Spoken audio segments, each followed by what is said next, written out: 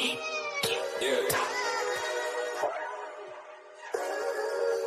we really boxing. Who wanted the baddest? Let's see. Oh, we boxing? Yeah, we boxing. I need that belt like it ain't no other option. So we punching and weaving and blocking. Defeat ain't an option. Let them know. Shoot a video. Put it on BVO. Let them know. Every time I punch, it's a heavy blow. BVO. Bound to hit like bricks cause it was set in stone. Let them know. I ain't getting body, but I'ma hit this flow. Yeah, way more than a show. This is BVO. This how it's finna go. I'ma throw some jabs. Make them think my punch is weaker than I hook his ass. This the ring, not the kitchen, but I'ma cook his ass. Me and him, that's the pro versus the rookie class. All my life I had to fight, but I still love it. Me and BVO got moves that you can't steal from us. And these haters be throwing shots, but I don't feel nothing. I ain't gonna lie, shit, they alright, but we a little rougher. Stepping for the title and facial rival, this ain't no little tussle. Bet I be no bird, being chicken to get your feathers ruffled. Footwork, I'm dancing around my opponent like the Cupid shuffle. Good work, bodies hit the flow, they can't move a muscle. The upside is we ain't in the streets, shooting and shooting up. Catch me in the ring, sticking, moving and suited up. I know everybody can eat, but I ain't full enough. Oh, you said it's smoking some beef, I guess I'm pulling up. Oh, we boxing? Yeah, we boxing. I need that belt like it ain't no other option. So we punching and weaving and blocking. Defeat ain't an option. Let them know. Shoot a video. Put it on BVO. Let them know. Every time I punch, it's a heavy blow. BVO. Bound to hit like bricks cause it was set in stone. Let them know. I ain't getting body, but I'ma hit this flow. Yeah, way more than a show. This is BVO.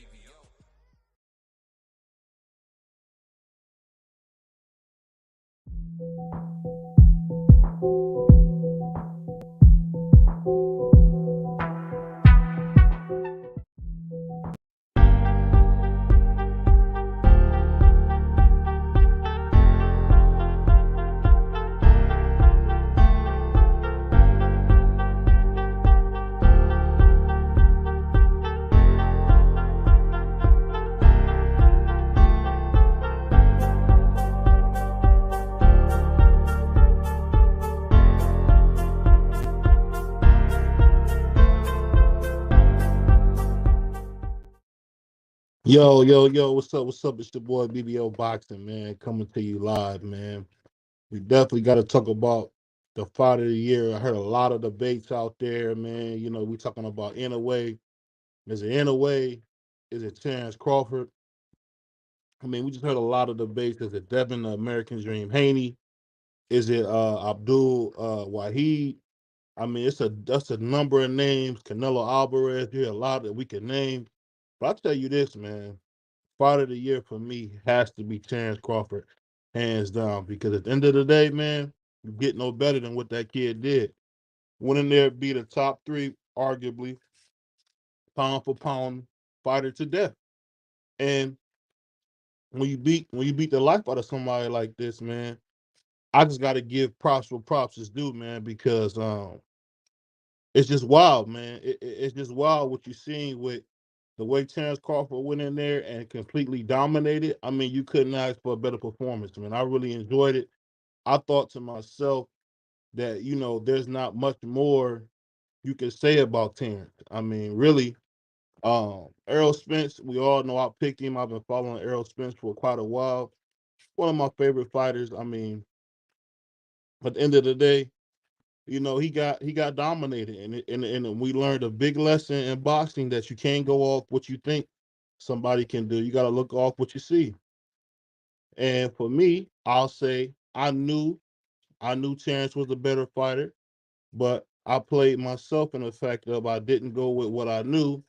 I tried to go off, I tried to go with my heart, and unfortunately, I was very disappointed in what we got. And just to be totally honest, man, you can slice it any way you want. But it just goes to show, man, there's levels to this game. And even in that fight, I don't think Terrence Crawford has ever been an underdog in any of his fights. So that in general just speaks to what I've been saying that, hey, you gotta give a man his credit. I mean, he's the pound for pound, king, as well as, this is the guy who went in there and dominated a top five welterweight, top five fighter in the world. And I gotta give him credit for that. You know, not only is he a two division champion, he's a former fighter of the year. Same thing like a Teofimo Lopez. I mean, he's just done it all. And at 35 years old, I mean, you got a couple of haters who will say, "Oh, he only fought once," but that's just you nitpicking. At the end of the day, most champions fight every 9 months. That's how it's been for just the beginning of time of boxing. If you're talking about before the 1980s, it's a different era. It's different things that happen. And then before the 1980s and after, and before the 80s and after, before the 80s and before, those guys fought 4 or 5 times a year. And that's just what it was. But to sit here and say, oh, uh, we're not gonna give it to Terrence Crawford because we feel like Inoue had a better win by beating Cool Boy. Steph, who is a good fighter. A lot of guys ducked Cool Boy.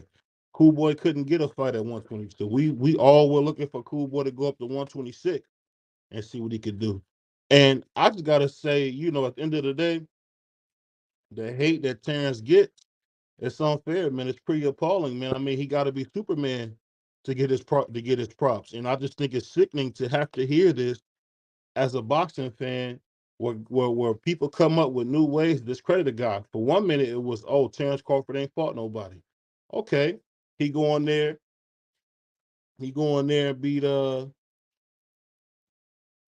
what's going on, Dub? He go in there and beat Errol Spence to death. So it's just like, I don't know, man. At some point, man, as boxing fans, we can't be unrealistic, man. We can't say, oh, he got to do this, he got to do that. And that just goes back to what I said. Because Terrence Crawford is black, he can't get a win.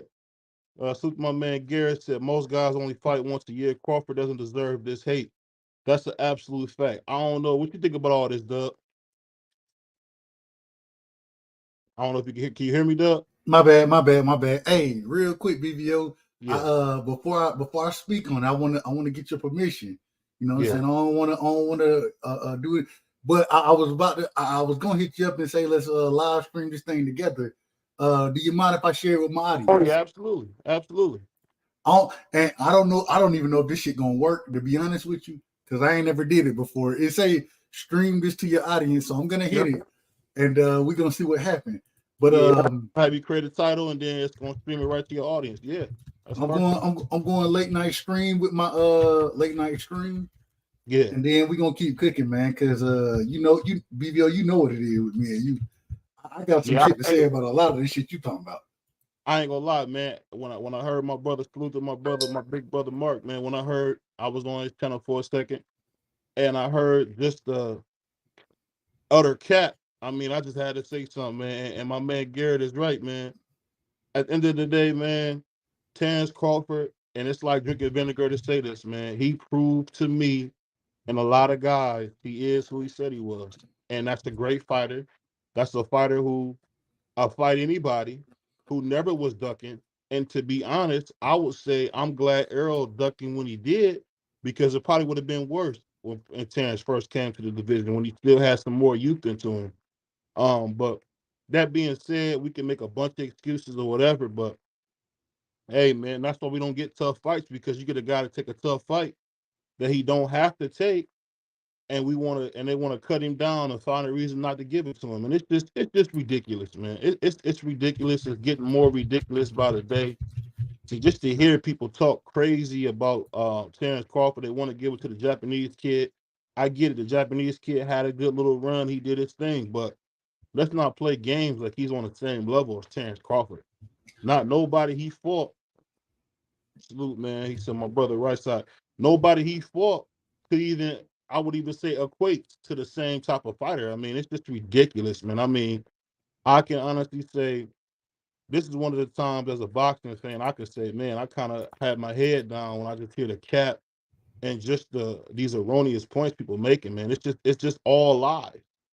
I mean, you can't give it to Inoue. Inoue didn't fight anybody that you even knew. We all knew MJ beat Napolis or my man said it earlier, Napales. Yeah, he beat Topless. MJ won. MJ got robbed. That was a robbery. Anybody that watched that fight, MJ beat that man from pillar to post and just didn't get the decision. But hey, if they want to put him on some type of purchase, he's just great guy. He's not, man. He's not. He's not. But what you think about this whole fight of the year thing, man? Who you got as fight of the year for you? No, and I've taken a step back from this thing. You know what I'm saying? I want to be very objective in it. Originally, I did pick MJ Oh, excuse me. Not MJ. I picked in a way. The Right. thing is when you take a step back, when you look at it, I understand when people say, the man ain't fought enough. But at the end of the day, when you beat a top 5 pound for pound, the majority of individuals I've spoken to before this fight happened had EJ as a top 5 pound for pounder. And when you do that, I do have to give you credit for it, man. And I do think that yeah, multiple fights. I understand it. You know what I'm saying? Tapales did beat MJ, which I still thought MJ won that fight. Monster also put hands on Stephen Fulton, and I know a lot of people who have Stephen Fulton in their top 5 pound for, or not top 5, but on their top 10 pound for pound list. 9 times out of 10, it was probably on the lower end of it. But I have heard individual put Stephen Fulton there. At the same time, the domination that Bud showed in that fight, we I can't take nothing from that brother, man. I can't take nothing from him. And it seemed like we trying to take things from Bud when we doing these type of things. Real quick, let me ask you this real quick, BVO. Can you send me? I want to drop the link on my side for anybody who want to jump on, if you don't mind. Oh yeah, perfect. Let me. I don't know exactly how. Where I can't find the link over here. Right. Yeah, now. what I'm gonna do is put it in the chat down here, and you copy and paste it and drop it on your side. All right, bet. But it just, man, we got to give Bud credit, man. And the more and more I look at this thing, the more and more I just take a step back and be quite honest and objective about it. Mm-hmm. Man, Bud deserves so much credit for beating EJ the way he beat him. I picked EJ to win that fight. I picked EJ. Yeah. And for even, and I always say I think I'm very objective when it comes to picks. But in this situation, this man put hands on EJ, and the way he did it, I mean, I say this respectfully, it was disrespectful. It was very disrespectful. I'm just saying. So I just can't. I got to give Bud the credit that he deserves. And when I take a step back and really look at it, man, Bud got to be fighter of the year. He got to be. And if you're saying he not, that's just pure hate. And believe me, it's like drinking vinegar. And, I know a few people around that team, and they got a whole thing of, they want you to only speak positive, but I mean, you couldn't ask for a better performance, man. He went in there against EJ, then you got all the lies. Oh, he ate some bad meat. He's not feeling well. He's weight drained. I mean, I just seen a man eat 2 cheeseburgers on the 24/7, so I don't think he was that drained. But hey, man, it is what it is, man. It's just how they do it. Okay, I had to see your face. All right, now you can turn your camera back off. Go ahead. Shout out to hey, this is the OG, man. My big homie, one of my big homies at least, Electro Jed, man. That's the family right there. Much love, DJ. Yeah, salute, man. What's up? Salute to you guys. And, interesting conversation, man. And Right Side knows that I have a very high criteria for like when it comes to like pound for pound and box of the year, that type of stuff, because my thing is this: putting in the work. For me, it's about putting in the work. Now, as far as I have Bud in the top 3. He actually have him in the top 2. The only reason that I don't have Bud for number 1 boxer of the year is this: compared to Inoue puts more work in. I understand that people feel that the people that he fought, weren't to the degree that the people that Crawford fought, but the number of fights in a year that he fights, the opponents that he fought were a lot better than people gave credit for. And that's bothersome because in the lighter weights, there's not a lot of recognition given. So for me to put Inoue up there at the top is because of the amount of work compared to a Bud Crawford. Bud Crawford fights once a year. There's no ifs, ands, or buts about it. That's it. He Right. fights once a year. Granted, they're good fights. They're good fighters, but Inouye will fight 2, 3, maybe 4 times a year. Wait, hold on now. Now I gotta ask you this. To speak on exactly what you're talking about. Mhm. We have Inouye, right? Mhm. The man he fought Tapales, he fought Cool Boy, correct? Right. Those were the 2 fights he had this year. Well, if that's the criteria you want to use, if I say Devin fought Lomachenko and damn, what's my boy name, man, from New Orleans? Oh, What yeah, you yeah. talking about? You're talking about Regis Prograis. Regis. I think Regis and Lomachenko are better competition than Tapales and Cool Boy. What's your thoughts on that? And yours as well, BBO. Tapales. See, I've been wanting to see the fight with Tapales. That's the thing. I wanted to see that fight. I wanted to see him. You didn't want to see that fight until Tapales robbed, and I still think it was a robbery. You're gonna say You didn't want to see it until he beat MJ Akhmadaliev. Akhmadaliev, in my opinion, won that fight, but at the same time, you didn't want to see it before that happened. You didn't want to I wanted to see, because remember when the belts were split 4 ways. All right. I wanted to match up. I wanted to match up Inouye with Inouye wasn't in the division. He wasn't in the division at the time. No. When Inouye came up into the division, all right. When Inouye, who was it? Hold on a second. He fought Cool Boy when he first came to the division. He fought Cool Boy. Right. That was his first. That was his first step into the division, which I thought that was a good fight. Right. Tapales was never an option. Nobody thought about Tapales. Now I will say this: MJ Akhmadaliev, I still think that he beat Tapales, and I did want to see. I want to see Cool Boy versus MJ first. That's the first fight I wanted to see. And then when Monster came up, I wanted to see him fight MJ as well. I wanted to see Inouye fight Akhmadaliev. That's who I wanted to see him fight. Seriously, I was saying that. But even that's cool. I can go with that. My thing is, you can't tell me you want to see him fight Tapales. Tapales was a non-factor until he had to win. That's not exactly MJ. true, right, side? Until he beat MJ, he was a non-factor.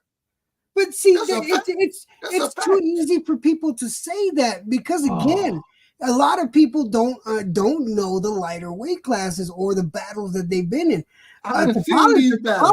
Tapales has been in some fucking good fights with top ranked fucking people. Regardless of the fight this man was in, we didn't want to see him and Inouye. We wanted to see MJ and Cool Boy versus Inouye. Those are the 2 fights that we were looking for when he moved Inouye moved up.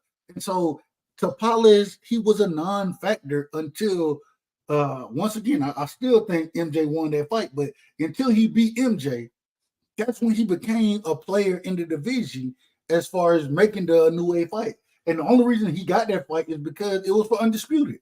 And I do think that he did a hell of a job, you know what I'm saying, as far as a showing in that fight, because the 7th, 8th round, I think both of those rounds, he had some success in them, but outside of that, he was getting his ass whooped.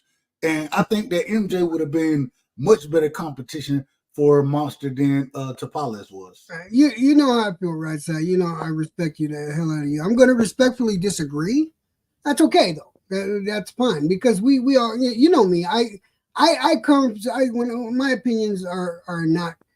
I usually go against the grain and stuff like that. So don't be bothered about my opinion and stuff. So but I respectfully disagree. I thought the fight would be a good fight. I have and still continue to have a lot of respect for Tapales. Tapales is a better fighter than people give him credit for, and that fight was worth seeing. But like I said, I did want to see Akhmadaliev instead. I'm not going to lie. I wanted to see that fight. Tapales can fight. I'm not saying he can't fight, and that's what made it such a close fight with him and MJ. But I think MJ I think his style. I think he carries much more power than Tapales does. For you to fuck with Inoue, bro, you gotta have some shit to keep him off you. You know what I'm saying? You gotta be able to keep that man off you.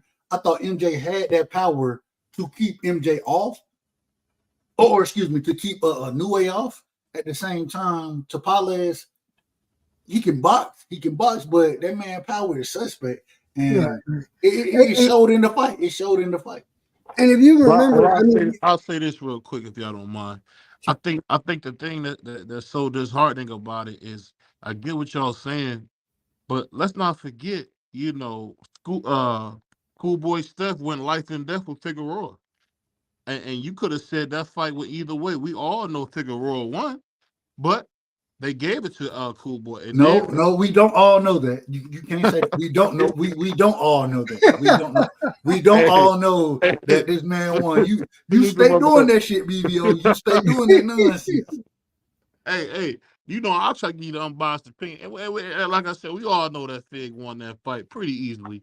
And then when he go in there, we all knew that Cool Boy had pillow hands, because at one time, I'll be honest with you, I thought for a long time until recently, I thought Cool Boy was everything people wanted Devin Haney to be, but wasn't. But again, I will give credit. Devin Haney has fulfilled a lot of that potential that people put on him. But just to be honest here, I mean, he beat Cool Boy and he beat Topless. Your Topless is good, but MJ won that fight. And I think MJ, if it would have been MJ in a way, it would have been a different fight. I think that like Dub said, which was surprised, he made a really good point that the power would have been different. Because you can see right away, and remember those clean uppercuts that Inoue got hit with?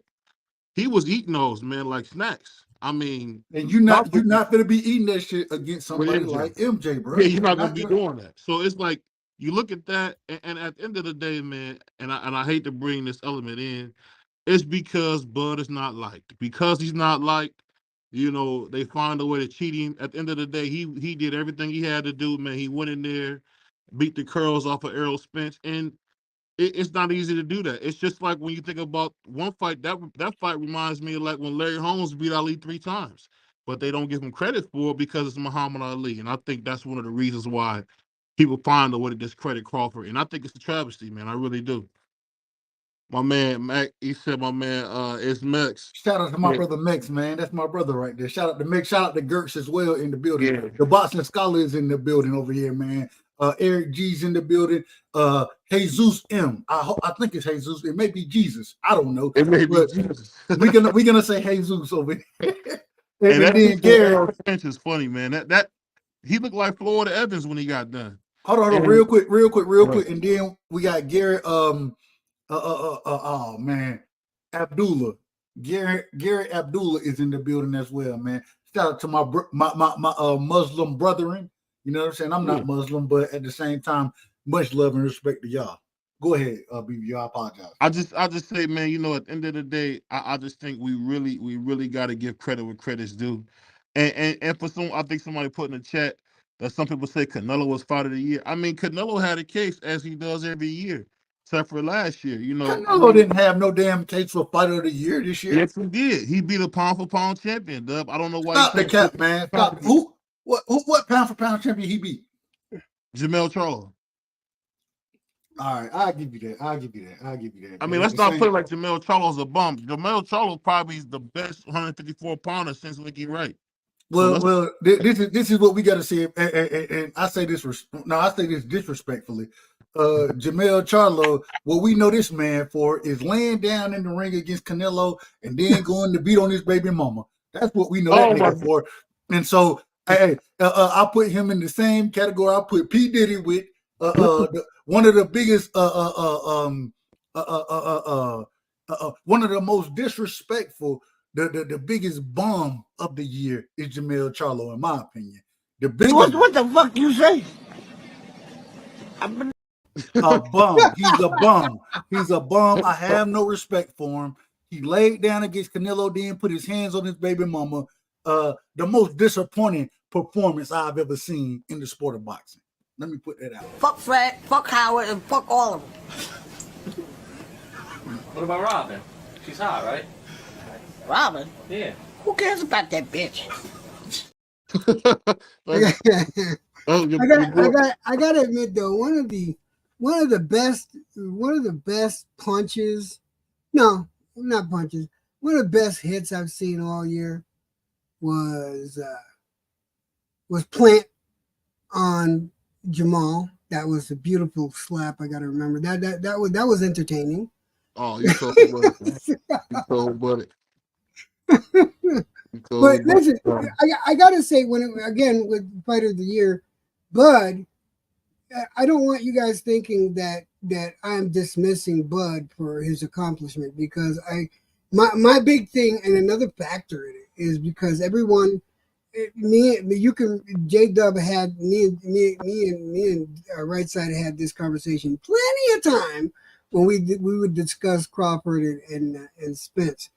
I didn't have I'm not going to say respect, but I didn't have the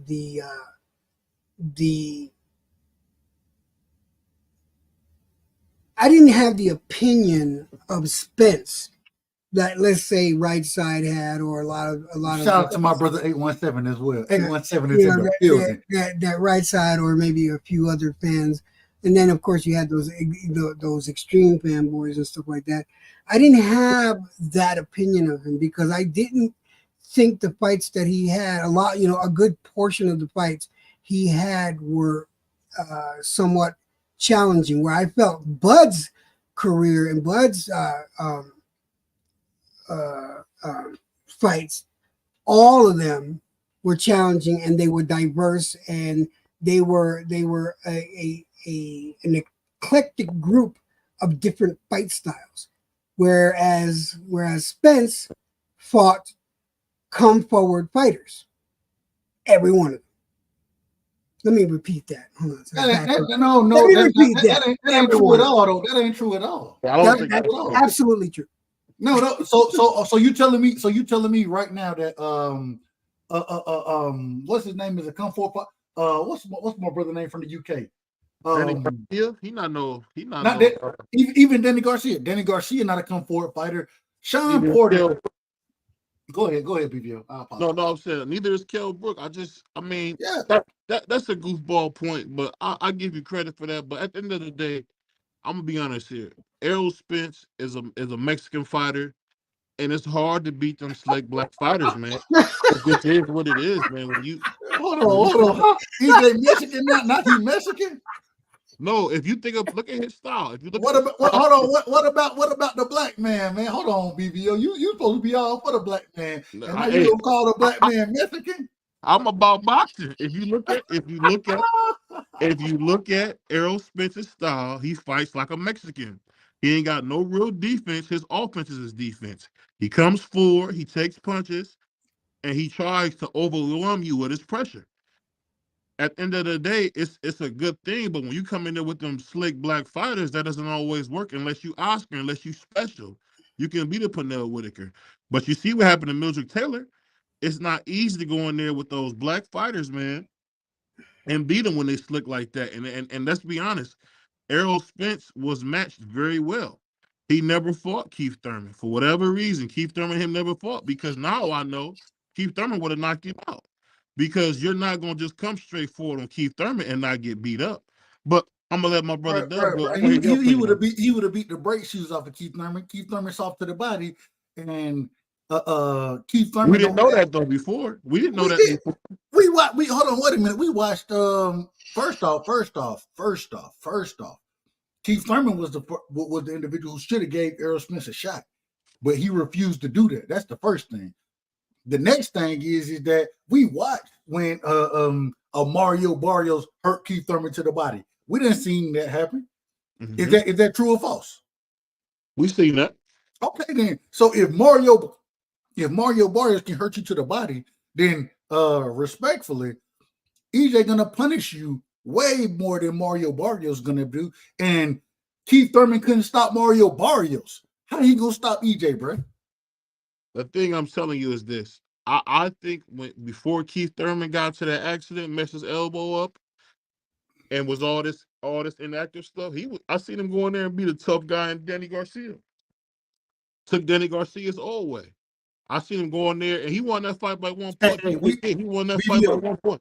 BVO, we still looking for the tree that Keith Thurman ran into. We still looking for that motherfucker. So I don't know what you're talking about. I don't know what you're talking about.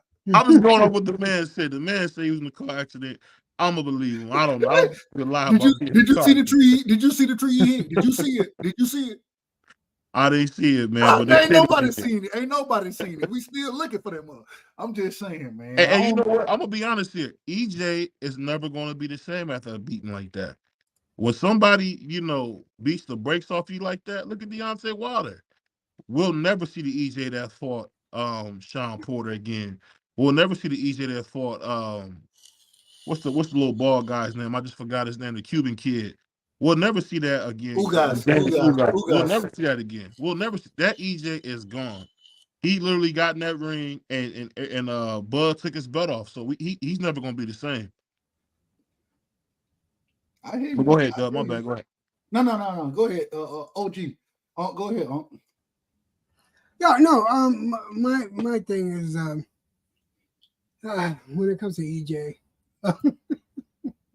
I mean, arguments have we had right side about EJ? Let's think about it. Shit, we used to argue about this shit every week, man. at least once a week. So I think, I don't think EJ is done. I think he's gonna come back, and I think he'll come back stronger than ever. I think he has a point to prove, and I want him to prove the point. I'd love for him to improve. He's far from done. I don't think he's done. I think he's far from done, and I think he still has a chance to become champion again, but not against Bud Crawford. That's just a different fucking level of boxing for EJ, to be completely honest. But I think he'll come back, and he'll come back stronger than ever. Hey, I agree 100%. And the thing is, if EJ fight that man at 154, I'm gonna be honest, I don't think the fight looked no different than what it did the first time. It might be worse. It might be worse. I ain't trying to get no excuses about well, first off, shout out to EJ for not making excuses for individuals who support him. Please stop with the excuses. The man, he didn't say he was drained. He didn't say none of that shit. That man said he lost. He ain't making no excuses. So how about everybody stop making excuses for him? I just think that at 54, that fight, it looked the exact same. It looked at 47. I just think, Bud, from what I've seen in the ring, there are times where you can look at fighters and you be like, you know what? If a fight happened at a different way, it may be a little different. The way Bud dominated that fight, the skill set is what I saw. I don't think weight had nothing to do with it. I think it was all about the skill set, and the skill that Bud put on that night, it made me a true believer. And I gotta say that, hey, yeah, I'm picking Bud to beat the nigga ass again, respectfully. Of course, DJ, respectfully. I think he'll go beat a lot of dudes at 54. I think he'll beat the majority of guys at 54. Bud ain't one of them. I think his next fight should be against Brian Castano. People don't believe me, but I think that should be his next fight. He should get a tune-up against Brian Castano, man. That's who his next fight should be, because with Virgil and them, it's gonna be a bath, man. And real quick, BV, I want to say this. I want to put this out here. Y'all need to stop with this. My timing shit. My timing was off. Y'all need to stop with this shit. And the reason I say that is because it's your fault that you ain't been in the ring in whenever you. I was critical of Bud when he went and fought David Evanesian. I was like, why are you fighting this dude? He a scrub. Guess why Bud was fighting him? Tune up to make sure he was sharp. When EJ didn't fight, I think EJ should have fought Keith Thurman. Make sure you sharp going into that ring, because we seen it with Deontay Wilder. We done seen it with Errol Spence. And when niggas come out here telling me that your timing off, of course your timing off. You never been out the ring 13 months, so of course your timing is off. It's not gonna be on. Sparring is one thing. Fighting is different. Being in the ring is different from sparring, and you're not gonna get your timing in sparring. That's a fact. You get your timing in live action competition. So stop telling me your timing off And because we know the reason you're timing off because you ain't been fucking active. Go talk to your manager about this shit. Go talk to your promoter about it and tell them keep me active so my timing don't be off. I hate hearing that timing shit. Yeah, I agree with that. My big thing with EJ versus not physically versus, but the two type of men is that fucking Bud, he lived the lifestyle. He lived boxer's lifestyle, whereas EJ didn't. The boxing for EJ is a job, whereas boxing for Bud is life. There's a big difference. I wouldn't say that. I wouldn't say that. I think the thing that you got to think of when you talk about EJ compared to Bud is already married. Bud already has a family life, so he's going to pretty much be at home anyway. So it's a little different when you got a guy who was single at the clubs, stayed with a bottle in his hand. So people thought Errol was a newborn. I mean, it's just one of them things where it's a difference in lifestyle. When you're a family man, it's only so much you're going to be doing. And I think, it's the same thing that happens a lot of time. I think Bud having a stable life at home really has benefited him his entire career, man. I really do. But that left him. That you see, but the thing is, yeah, he may have a stable family life at home, but again, he still kept focused on his physique. He kept focused on his skill. He kept focused on his ability. Whereas EJ wanted to enjoy partying. He wanted to enjoy alcohol. Had one too many drinks. I mean, he liked the fast cars. Again, boxing was work. It wasn't his lifestyle. Whereas it was. Boxing is lifestyle for Bud. Marriage be damned. Girlfriend being single be damned. If you love a thing, you do a thing. Well, let me ask you this, OG. What you think about Abdullah Wahid versus the American Dream Haney? How you see that fight going if we get that? Slobber knocker? Is that plain and simple enough? It's gonna be a slobber knocker? Say it one more time. It's gonna be a slobber knocker. Wait a minute. Here we go. Do you know who Abdullah Wahid is? Abdullah? Yeah. Give me a second. I'm gonna pull this up. I want to make sure. No, hold on. OG, he talking about Tank Davis. Yeah, Tank Davis. Yeah, exactly. Tank we were Davis joking. We were joking about it. No, he's not joking. Hold on, wait. He's not joking. No. We were joking about it. You joking about the slobber knocker. What do you call it? Johnny Boy, right? We were joking. We were joking about it. Oh, I didn't get it. I was trying to call the man his name. Okay. Abdullah. Every time they said Abdullah, I mean, it's like it's going to take time to get used to that. But what do I think about the fight? Somebody gonna get their ass kicked. Guess who? Who? No, not Tank. Stop the cap. Hey.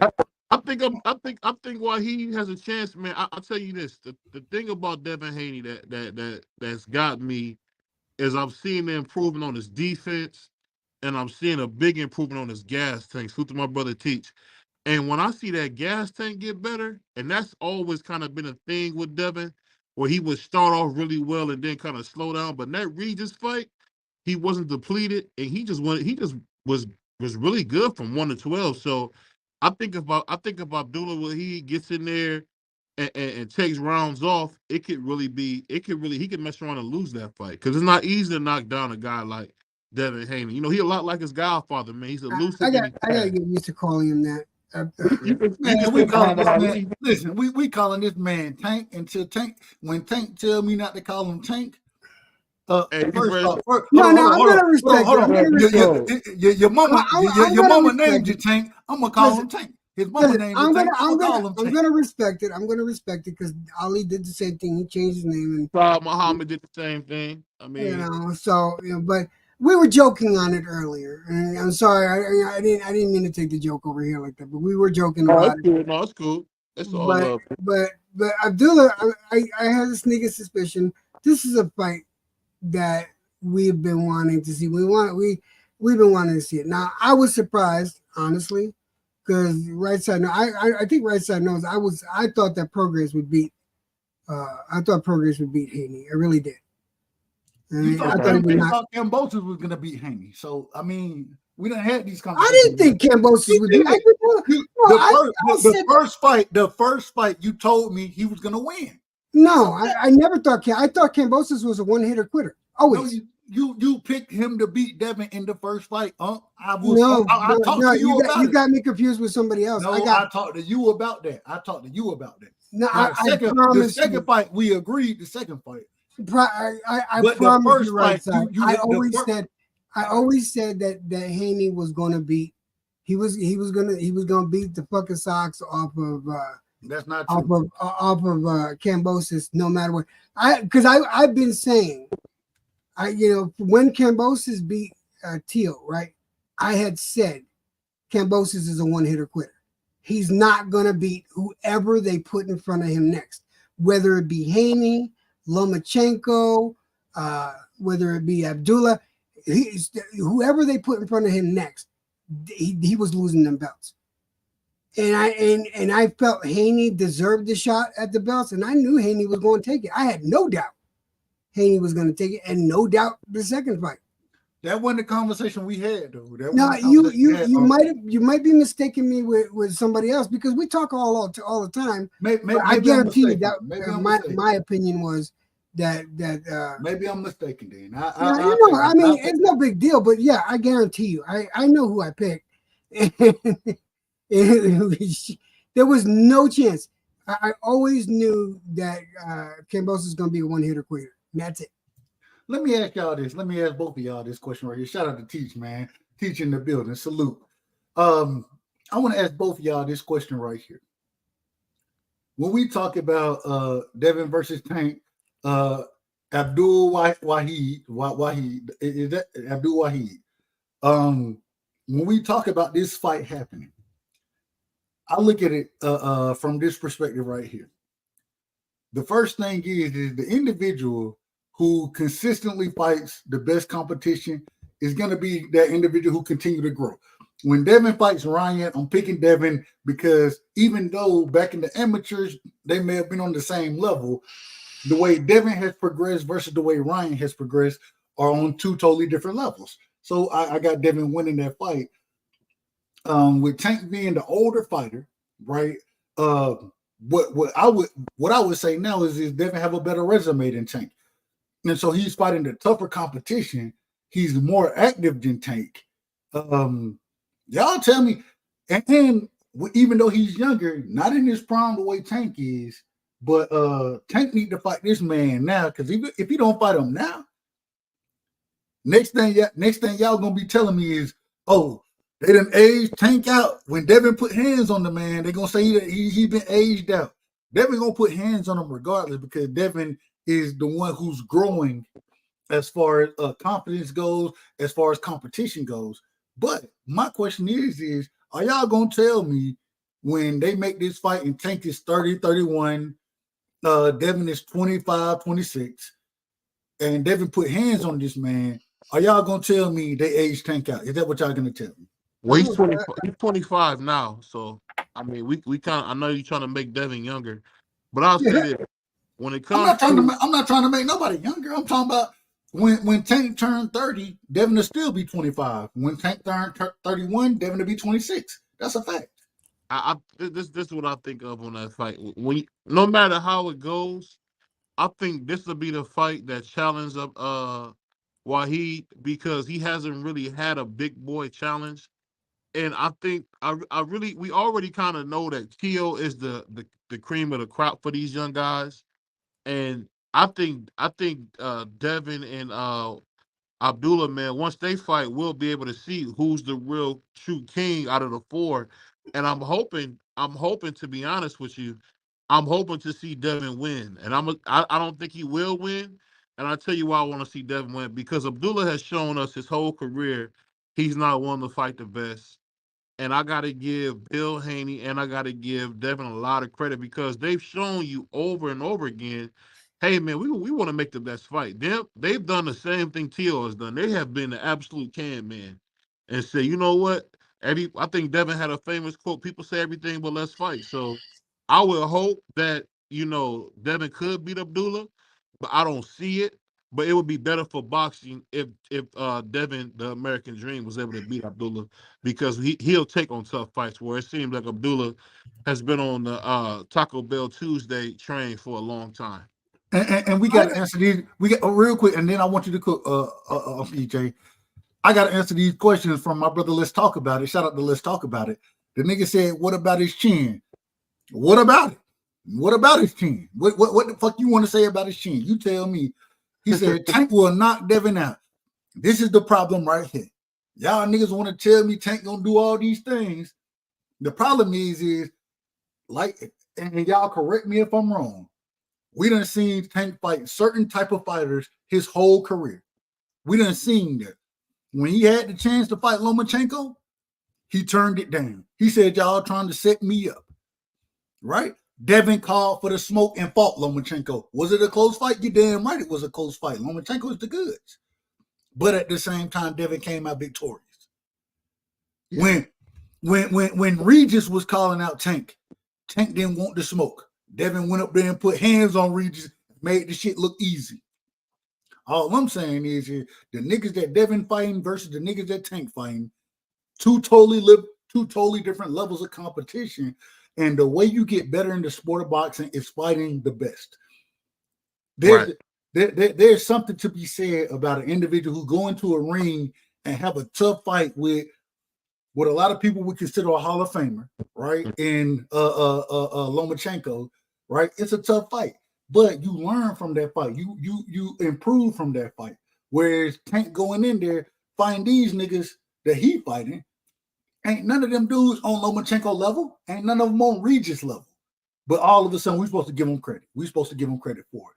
No, this is the problem right here. Devin is progressing. He's younger and he's progressing quicker than Tank is. You need to fight that young man now because Abdul Wahid, if you don't fight him now, you're going to get fucked up. I'm going to be honest with you. Go ahead, Unc. Now, right side, if you remember the conversations back when he was Tank, I always thought he was a gifted youngster. I was always mad at the fact that he wouldn't fight anybody in the top 5. It pissed me off to no end because I knew he had talent. I know he has talent. The guy's a very gifted youngster and he shows the talent out there, but not against the competition he should. But he does have the wherewithal to be able to set up and dissect someone, just about any boxer, but he never has been put to the test. If he finally gets this test, right, and Devin and him fucking fight, I think he's going to show us something. And I'm not a Tank fan. Please understand that. Everyone knows. I just know talent where I see it. You don't like?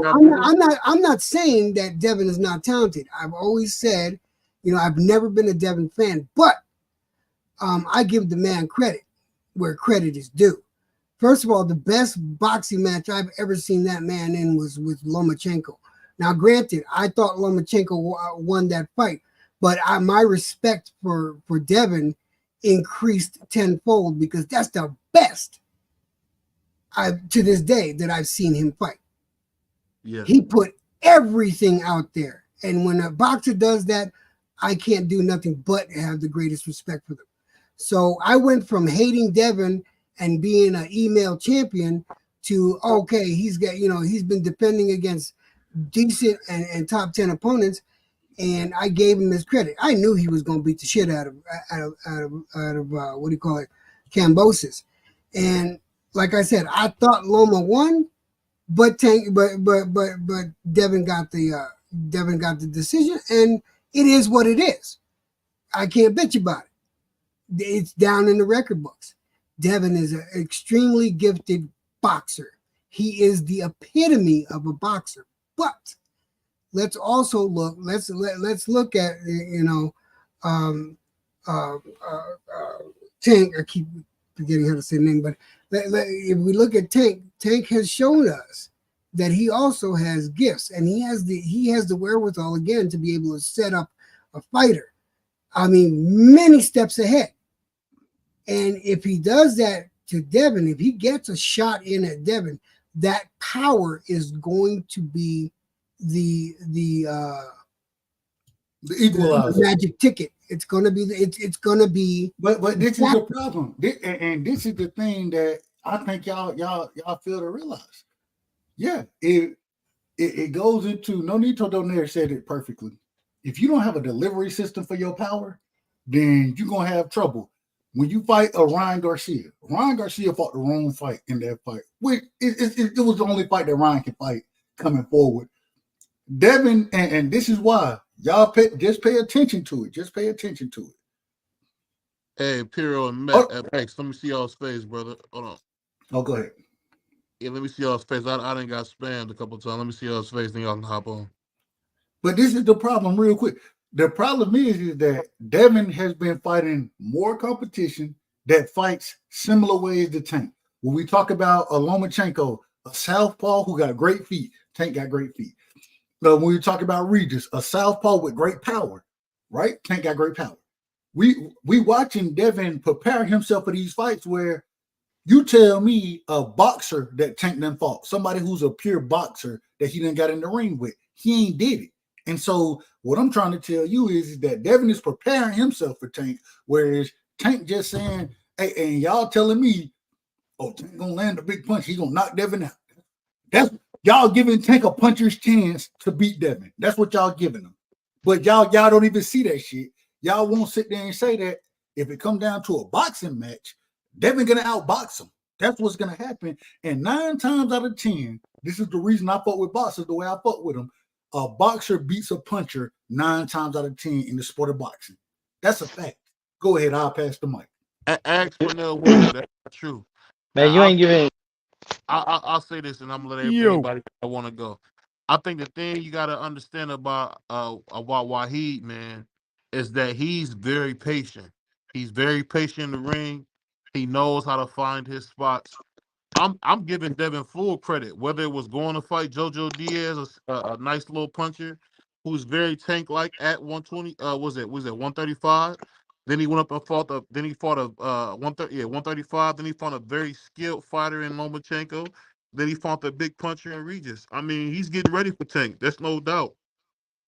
But there's nothing like when you get in there with the man himself. And I think when he gets in there with Abdul, it's going to be a lot tougher than it looks on TV because the brother can fight, man. I agree with that, BVO, but the thing that you're not saying is what is it going to be for Abdul to get in there with a boxer when he never been in there with a slick puncher, a slick boxer that got the footwork of a Devin Haney, that got the jab of a Devin Haney, that according to Africa Hitchens, that Tank want to fight him at 40, hydrated Devin. He ain't never seen the likes of that type of fighter in the ring. And so how are we just going to say, I understand what you're saying. I'm just saying one fighter is going to be more prepared than the other. That's what I'm saying. I hope we get that Gary Russell fight. That's what I'm hearing. We're going to get a Gary Russell fight, but I'm going to pass the mic. Hold on, Gary and who? Hold on, Gary and who? I heard about Mr. Gary Russell versus Abdullah Wahid would be hold on. Mr. Gary or Antoine? Mr. Gary. Okay. Oh man, Mr. Gary gonna get stopped in that fight. I hate to say that. I like Mr. Gary, but he gonna get stopped in that fight, bro. Hey, don't let your boy Free hear that. That's his cousin. Shout out to my brother Mex and Piro, I think y'all get mesmerized by Tank's power, man, because he got more skill than Devin do. Devin's just longer. Tank got better defense, better footwork, better distance, better traps, more power, speed probably about even. I mean, every single person that Devin's beat, Tank would have knocked him the fuck out. Mm-hmm. But it's no doubt that Abdullah has fought a lot of tomato cans, man. Let's not play games like he ain't just been fighting anybody at the taco stand, bro. He a prospect though, Abdullah Mason. He's not talking about Abdullah Mason. No, they're talking about Abdul Wahid. They're talking about Tank's new name. He said Abdullah. No, that's why. No, that's Tank new name. That's Tank new name. No, Abdul is his new name. Abdul Wahid. Abdullah. My mistake. Thanks, Pearl. Yeah. If I call Muhammad Ali, I can call this man Abdul Wahid. It's gonna be It's not tough, a bro. problem. I just Hey, gonna call him hey, Tank. hey. His nickname hasn't His changed. mama His called him nickname hasn't Clay. I'm gonna changed. call him Clay. His mama called him Clay. I'm calling him Clay. But Yeah, but his I'm nickname gonna hasn't stick, changed. Though. I'm gonna call him Tank. What's up? I'm gonna stick with my words though. When the opening question to me was, "What do you think about that fight?" And I'm gonna stick to it. It's gonna be a slobber knocker. That's gonna be a good fight. Nah, Dev ain't gonna engage your Tank. It's gonna be pop shot Dev versus Tank looking for the shot. I don't think Devin will have a choice. He'll have to engage. Devin wants to People win. said, Good luck. if you remember, people said that Devin wouldn't engage with Lomachenko. But And he Lomachenko pushed the issue and made no, it. that's not true at all. And then- Made him off the fight. No, this is the problem. This is the problem right here. Devin fights the way Devin want to fight. Devin made that a inside matchup against Lomachenko because he wanted to go to the body. He wanted to sit on his punches. He made that fight happen that way. If he would have if he would have fought the same fight against Regis, the nigga would have been hurt and stopped. Did in that we fight. watch the same fight? Because I was Yeah. there at the ring. Oh. So was Pluto. Yes, sir. And from what I saw, I saw Devin being put in a position where he had to fight his way out. Because if he didn't fight his way out, he was going to lose. Now, and Devin admitted this himself in the ring to his father. So, like, yeah, no, Devin did not make Lomachenko do anything.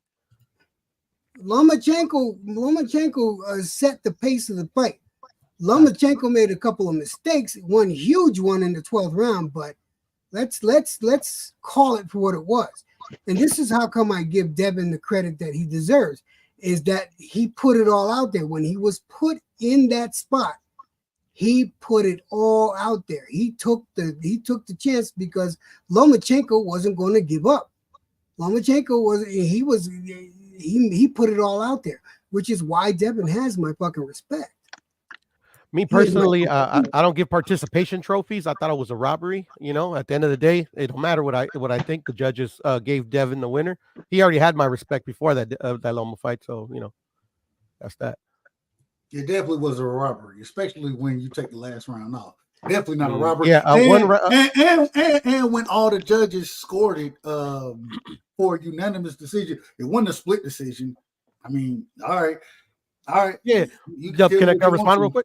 Go ahead. Can I respond real quick? I get what you're saying, and that's what a lot of people say. But at the end of the day, like if you watch the fight and you know what you're looking at, I'm not saying that you don't. At the end of the day, a lot of people say, he gave up the 12th round. He should have gave up the 12th round. You got to take it from the champion, blah, blah, blah, yakety yak. At the end of the day, one round, it doesn't make a difference when you're winning the fight outright. Like literally, like if in my opinion, the judges would have scored it properly, him losing that round wouldn't have made a difference. But at the end of the day, a more valid argument would have been if Lomachenko would have admitted to taking off multiple rounds. Then you got an argument. One round is not going to change a fight either way, especially on the judges' scorecards. The judges' scorecard, even if he would have fucking like won it. I'm sorry. I agree with you in the sense of scoring it round by round. But if the general consensus is this is a close fight, this is a good fight, for people in the crowd that weren't scoring it round by round, that was just like it was back and forth action. It looks like whoever takes the 12th takes it, and you decide to take the 12th off, you deserve to lose that shit. Yeah, but that's the thing, though. That's the thing. Hold on, let me respond to him real quick, Dub, please, if that's okay. Let me know. Go ahead. Okay. Yeah, Mex, that's why I was telling Dub that, like, I wasn't referring to Dub, but that's why I was telling him, like, if you know what you're looking at and if you know, like, how to score boxing, because people, just because some people don't score round by round doesn't mean that's how you're supposed to score a fight. Ignorance is not an excuse. Bro, people thought that Jermaine Ortiz. But if you do know what you look like, let me say this. Dev won the fight. Body punches are still points. But let me say this. People said that Jermaine Ortiz, which I thought Lomachenko won that fight against Jermaine Ortiz, and people said Jermaine Ortiz won that fight. The scorecards reflected it was 116, 112, 117, 111, 115, 113. That means that it was 9-3, 8-4, 7-5. That's how it went. In the Devin fight, it was two of the judges had it 7-5, and one of the judges had it 8-4. It wasn't. I mean, how are we gonna sit here and claim robbery? And that I don't understand this. Close fights happen. I understand that close fights happen, but when you claim robbery, this need to be something extreme. And if it's a close fight and the judges give it unanimously to the champion, you got to beat the champion, bro. We all know that as boxing fans. So when you do this, then I'm just saying that it kind of corrupts the argument that you're making. And Dub, at the end of the day, like everything that you said, I understand, and I agree with your positions that you're taking. But at the end of the day, I'm claiming robbery because I don't agree that the judges scored that fight the way that the fight played out. That's all. At the end of the day, like having that opinion is not going to change the fact that the judges saw a different fight than I saw. At the end of the day, I just disagree with the judges. I mean, like I agree with. But how is it a robbery if it's a close fight? How is it a robbery if it's? Close? I don't think it was a close fight. That's the thing. Like I didn't see a close fight. That's why I'm claiming robbery. At the end of the day, what I say in the grand scheme of things doesn't count because I'm not one of the judges there that matter. You get what I'm saying? All I'm giving is my viewpoint. Piro, you know you my brother. Piro, you know you my brother. But you also told me that Canelo beat Bivol. You told me that as well. No, I didn't. You didn't say that Canelo beat Bivol? No, Canelo won 7-5, but that was me that said that. No, Canelo didn't win. I don't know. I know I didn't tell anybody that, Dub. But I'm pretty sure I told you what I told most people. I thought Bivol won the fight clear. The only thing that my point of contention is, in any panel I've been on, is that the judges got it right and it was a close fight. That's the only thing I said. But I never said Canelo won. I thought Bivol won and won. He was the deserving winner. Maybe I'm talking about BVO. Then I apologize. No worries. You gotta apologize. I apologize for putting that. What I'll say is this though. Hey, you fucking up tonight, Dub. Sit up. No, I'm just playing that. Well, let me say this. Usually what happens to fucking up bad. I know. Usually what happens to Lomachenko, you need a face mask to do that, man. Like that was a pure robbery, man. That's one of the worst decisions in boxing history, man. It really was. Which one? Loma losing to Devin Haney. That was one of the worst decisions in boxing history. That's like Castano Mayweather. I wouldn't say that. No. I call it robbery because I just disagree. But at the end of the day, I've seen worse. To the extreme, man. BBO be trolling, bro. He trolling. That's cool. I love to troll myself. I love to troll myself. But I want to make that clear. I don't think it's like, oh my God, a humongous I've robbery. never trolled, Doug. I resent that statement. I've never trolled. You just said that. Bro, you compare Ryan Garcia to Sugar Ray Leonard, bro. That's true. That is trolling. His attributes. No, but I understand that statement from BVO. That's not a crazy statement, you know. But Ryan Garcia and Sugar Ray Leonard. If you compare hand speed, like it's not a far stretch, but I mean, I get where you're coming from. I get where BVO is coming from. You only saying this, Doug, because I'm black. That's the reason why you're doing this, and I'm not. It has nothing to do with you being. I'm black, bro. What are we talking about? We talking boxing. I'm just telling you, man. That's why you. I would say this to anybody. I'm American. But you're my brother. I love you, man. But let me ask you guys. We ain't talking American shit, bro. Come on, get out here. Hey, shout out to my brother Mix. We all American. I'm with Mix, bro. I'm American, bro. I'm American before anything. Well, let me ask you guys this: can we match what we've seen in 2023 coming up? Hell no. Of course. We gotta see. But 2023, like when I was breaking down like the awards in my head and shit, and when I got to certain categories and like there's like a shitload of worthy candidates. Yeah, you know you had a good year, so we'll see. Like Doug was saying, bro. Hey, I will say, I think it's gonna come down to what this prom deal is, because I've been hearing multiple different scenarios as far as this Prime thing go. I know we done heard that the PBC, they going with Amazon Prime. I'm hearing Top Rank got some type of deal. I don't know if it's just a Japan deal. I don't know exactly what the stipulations of the Top Rank Amazon deal is. I don't know. If that deal is what I want it to be, and it kind of erased some of that sides of the street shit, man, we have it's a possibility to see a fantastic year of boxing, but we got to see what happens. And all I'm saying is it's gonna be hard to match what 2023 was, because think about it. We had Ryan and Tank. That was a big fight. You know what I'm saying? Caleb Plant and Benavidez, Bud, EJ, Devin and Loma. I mean, we had multiple. It was at one point in time. It seemed like that shit was big fights every other week, bro. Like Jake Paul, Yeah. Hey Diaz. Jake Paul. I ain't Fuck no outta Jake here, Paul. bro. I can't speak on that. I can't speak on All right, man. Hey, Man, stop hating on Jake. I want to stone Max when I see him next. Bro. I'm gonna Jake get a doing bunch for of the rocks culture, and bro. throw my fucking Max, bro. Jake Paul's from Cleveland, man. We got to put some respect on his name. He's from Cleveland, Ohio, man. Greatest. I think I'm city. gonna get a contract out on Jake Paul, bro. Get him kinda out of talk this about- fucking. I business. just can't talk about it because I only watched the brother fight. So, and I say it respectfully, but I don't look at it's the same way I look at Mayweather. I ain't looking at Mayweather fight his exhibitions no more. Yeah, Mayweather's exhibition. Jake Paul's professional. Tell him, Dub. Jake's a professional. There's difference.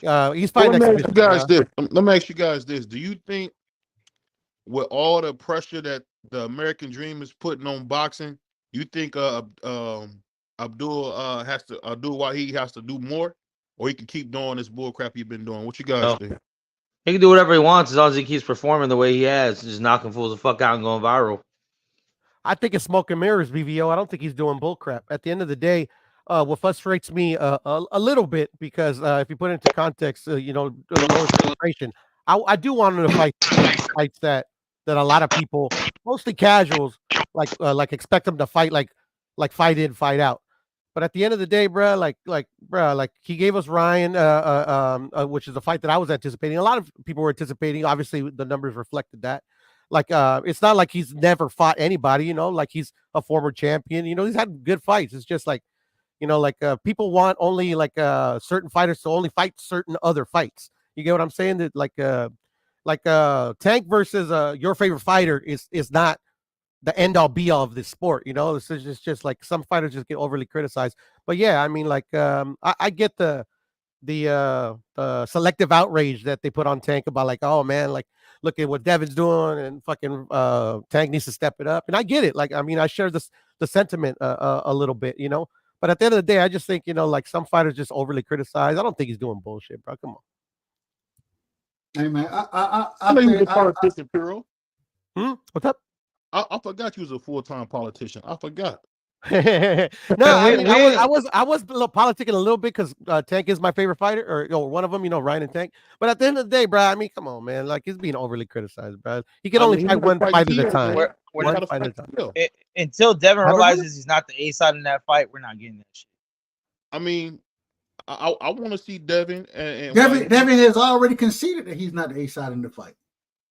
Yeah, facts. He said that plenty times. He knows who he is. Yeah, like he's offering Tank Davis money that he doesn't have, to a fighter that like literally is fighting for his belt. Like that's B side all the way. What? You get what I'm trying to say is and that's what I didn't understand, and that's why I call cap on that whole contract is even true.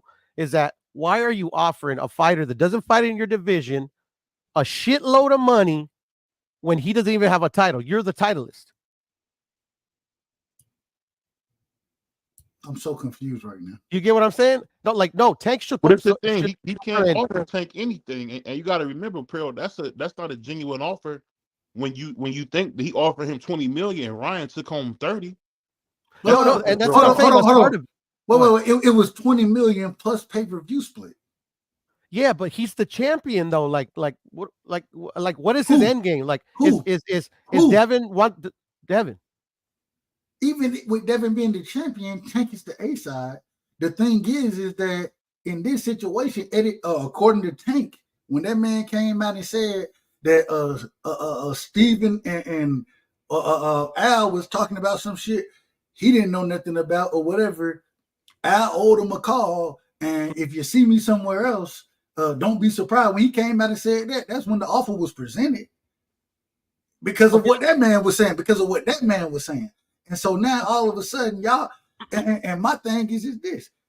The man was guaranteed $5 million guaranteed money against Ryan plus pay-per-view. The pay-per-view did crazy. He got paid big time, and I agree with it. I agree. But for you to be offered 20 and then a pay-per-view split of it, even though it's with the zone, and you telling us that Al and so and so talking about something I don't know nothing about. If you see me somewhere else, don't be surprised when you saying these things. Then what's the problem? What's the problem? So let me put it this way. So you ain't answered the question. You ain't answered the question. What was the question? You didn't really give me one. What's the problem? What's the problem with what? I just broke all this shit down. You ain't listen, and then you. No, I listened to exactly what you said. So what's the problem? So what's the problem with him offering him 20 million? Is that the question? Go ahead, Piero. No, I'm trying to answer your question. I mean, what smart businessman would fucking take that? If their first offer is 20, you can get more out. Picks up his ball and goes home, bro. Like I was just trying to answer your question. No, hey, I'm still here. I'm just gonna go. Go ahead. Okay. Go ahead. Well, let me just put it this way. So what is Devin's reasoning for offering him 20 million? Is it just for the bag?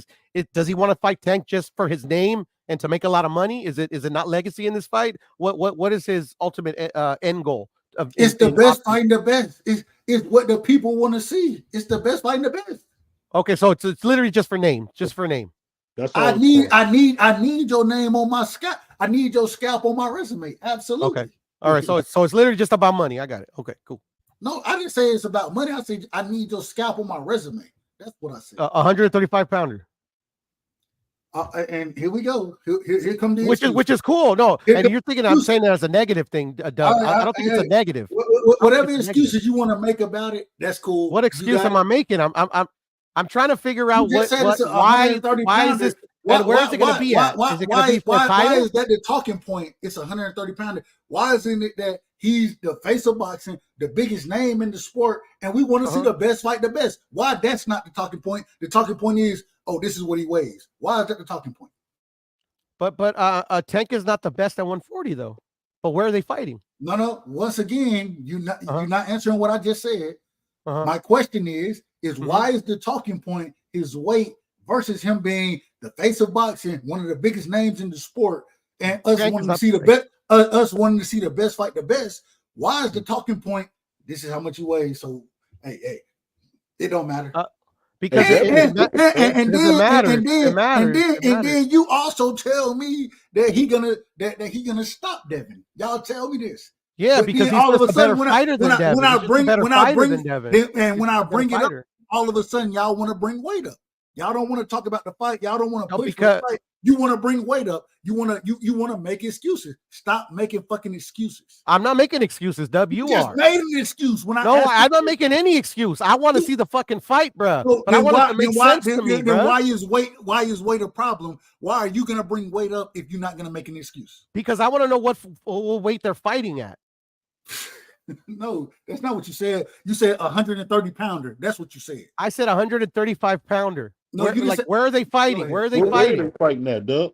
What weight are they fighting at? Well, according to Richardson Hitchison, Tank Mans, he said, "Hey, Tank want to fight at 40." So we don't know where they're gonna fight because we haven't heard from Abdul Wahid.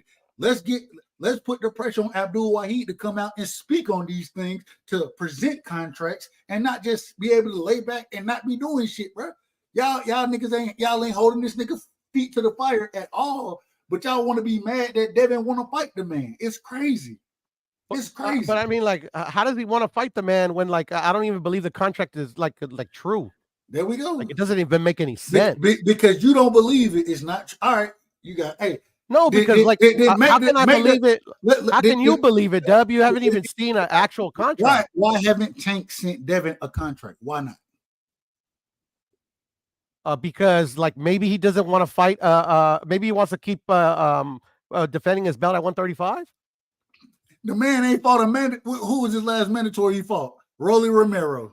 No, not a mandatory. I'm saying like you just said defending his belt. You said defending his belt. That's mandatory. Yeah, he doesn't have to defend his belt versus a mandatory. There's voluntary defenses. There's voluntary defenses, bro. It's ridiculous. Voluntary defenses, bro. There's voluntary defenses. Hey, real quick, man. Shout out to HB in the building, man. HB, the voice of reasoning. Me and him, we got into it earlier over on the BFTV channel. Shout out to my brother, though. He's still my brother.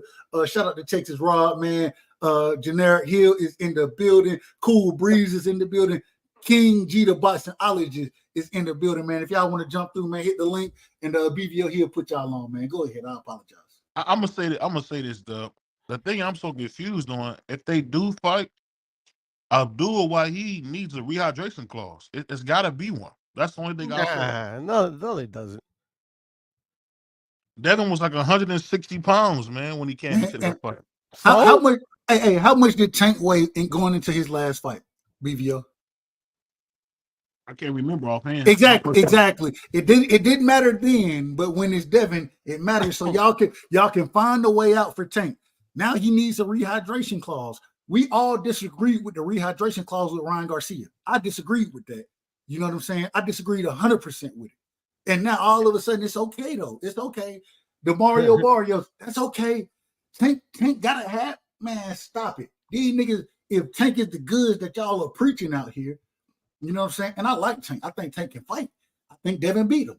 But at the same time, if Tank is the goods that y'all telling me, then what are we doing? Why does this man need advantages? Why he need rehydration clauses, catch weights? And then Africa Hitchens come out, Tank's bands, one of the individuals who invited to Tank release party as far as when he got out of jail, respectfully. I say that respectfully. Can't make this shit up, bro. Oh, and now I'm out of now you came. Y'all, bro. This is crazy. Piro, you just agreed. Dub, you're quoting another fighter that has nothing to do with Devin Haney's business, bro. You literally just agreed. You literally just agreed that there shouldn't be a rehydration clause. No, I know. With that. I so know. What are we talking about? I agree with it. And the reason I agree there shouldn't be a rehydration clause because one, Devin is an entitled fighter and he wouldn't abide by it anyway. He wouldn't. He would come in there big. So why even argue a hydration clause when he's not even gonna fucking adhere to it anyways, bro? They're gonna give him a pass for fucking blowing it anyway. Hey, real quick, man. My brother Gennaro Hill, he said, ask him why Tank said there's no safety on his Glock, but when Tank is contemplating about going to 140, if there ain't no safety on the Glock, why you contemplating? That's what the brother Gennaro Hill is asking over there. Any answers for that? What I was saying this, man. I was shout out to Dank Father. Shout out to Dank Father. Go ahead. I was shocked that Terrence Crawford didn't have a weight rehydration clause with Errol Spence. I mean, at the end of the day, he didn't need one. He put hands on that man. But no, what I'm talking about just the size different. I mean, it was like a clear size difference. That's what I mean. I mean, it's just I don't know. I think in order for Wahid to get a fair fight, he should make it to where Devin can't get no bigger than 156, man. Bro, y'all niggas he gonna blow it anyways, bro. Devin don't give a fuck about a weight. The protection league is in full effect for Tank Davis, man. Y'all and for Devin Haney, and for Devin Haney, bro. Who trying to protect Devin? I've been telling y'all. The California State Athletic Commission, bro. The California State Athletic Commission. This nigga said California State Athletic Commission is protecting Devin Haney. Amazing. Why is Devin Haney not? I mean, did Devin break the rule or not? He want to what rule? What rule did he break? That if you come in, if you rehydrate more than 15%, the fight is off. Did he break that rule or not? I don't know. I don't know if he broke that rule or not. I ain't never heard that. First, they didn't fight for the IBF, Piro. So I don't know that. Never heard of it. I don't know that. You should probably ask Richardson Hitchens, bro. Why would I ask Richard? Why would I ask? That's my point. That's my point. Like Google's your friend. I always tell you this, Dub. What do you? What's the point you're making here?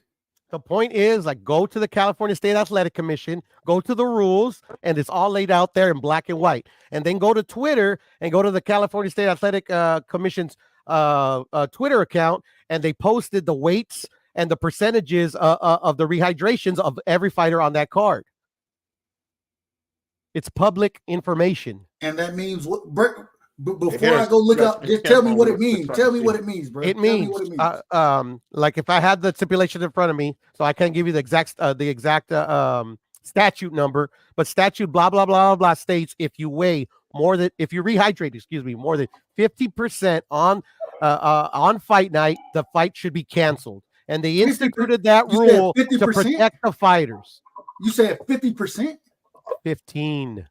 Okay, 15%. Okay. What did Devin rehydrate? Was it more than 15? 18%. You want me to give you the exact numbers? I could do that for you. Okay, if that's what you're saying, then why didn't they cancel the fight? Then why didn't they cancel it? That's my point. Because obviously there's money in play, and they didn't want to cancel that fight because obviously money talks, bullshit walks. And that's Devin's fault. Yes.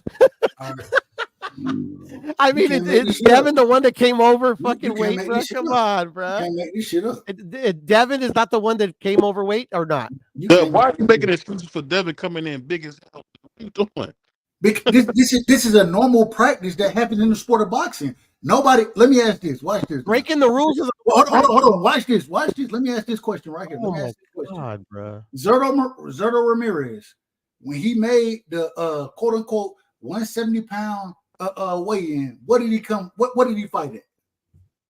Oh, you did he fight in California? Did he fight in California? I don't know where he fought at. I don't remember where he fought at either, but it wasn't California. What is that? I'm talking about California has that rule, is what I'm saying. Every commission has their own rules.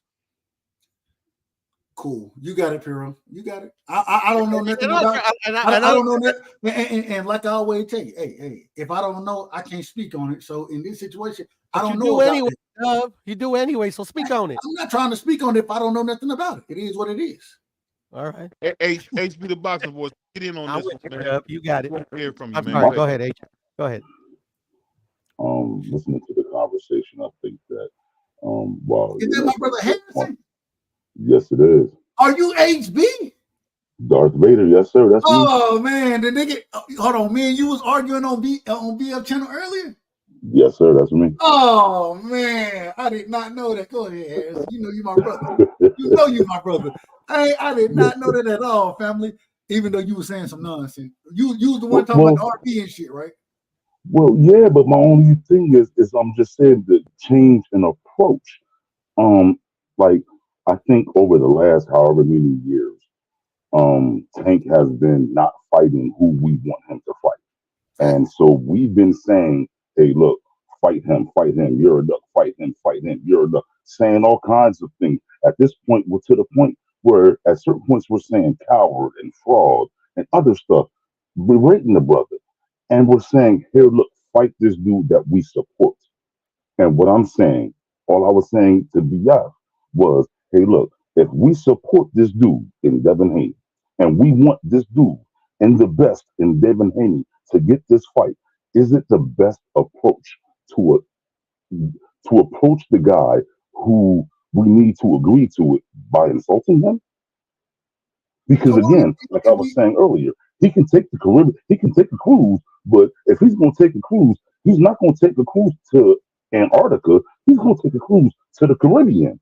Why? Hold on. Wait. Dennis Haysbert is smart. Dennis Haysbert is smart. This is where you started confusing me right here. The cruise to Caribbean, Antarctica. It was about options. I'm sorry. I got you. I understand where you're coming from to some degree.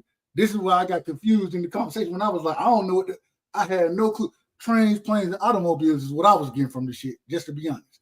And so break it down and make it make sense. If that's my thing at the end of the day, when we look at it, he said, "Why break out so hostile?" My bad. Let's be real. All I'm saying is, when we look at it, we want to see the best fight the best. And when we gonna, if we push for that, ain't no way I'm gonna sit here and say that this individual who's not fighting the best, when I do have other fighters trying to fight the best, and this man is fighting every flat-footed fighter respectfully. I say respectfully because I gave him credit for Ryan. I gave him credit for Hector Garcia. I like Hector Garcia. I thought that was a good fight. I gave him credit for both of those fights. Outside of that, I still want to see you continue to progress to fight the best. And so if it come out that you fighting Pitbull Cruz next, I don't want to see that fight again. My brother, somebody might tell me it's a good fight. I don't think it's a good fight. You know what I'm saying? That's what I was saying earlier to BF is that needs to be the approach that we need to take. We've been beating up on Tank because he's not doing what we want. And what I think we need to do is kind of ignore him in the sense that, hey, look, if you're going to fight Edward De Los Santos or another Latino that we don't want to see you fight, we're not going to talk about you. We're going to watch Devin take on the best competition and fight the best. And we're going to talk about him fighting the best competition so much that he literally, regardless of whether or not you think you're getting the biggest bank or not, he's the face of boxing because he's who people are watching. And take it and make it where Devin is so valuable. Tank ain't got no choice. But man, I I don't can know see the man.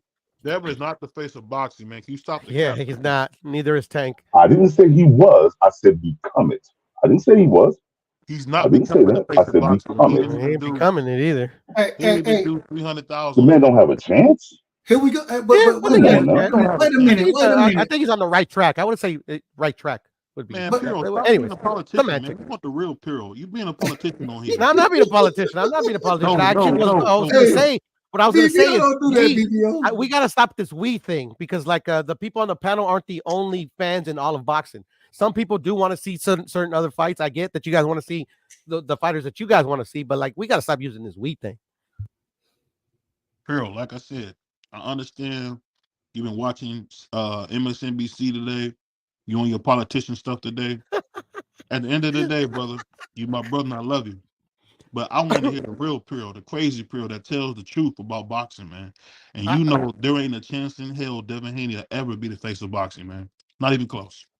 And this is I the mean, problem. it's Hold hard on. because Wait a minute. Wait a minute. This go is ahead. the problem. This man, BBO, want to sit here and say it ain't never a chance, this and that. Well, if the man continuously fights the best and continuously fights that we will all say are good fights, and then you got other fighters that's supposed to be the face of boxing that ain't fighting the same caliber of competition, you tell me what you want from the face of boxing. Do you want is it about sales or is it about who's fighting the best? What is the face of boxing in your opinion, BBO? The face of boxing, the guy that generates the most.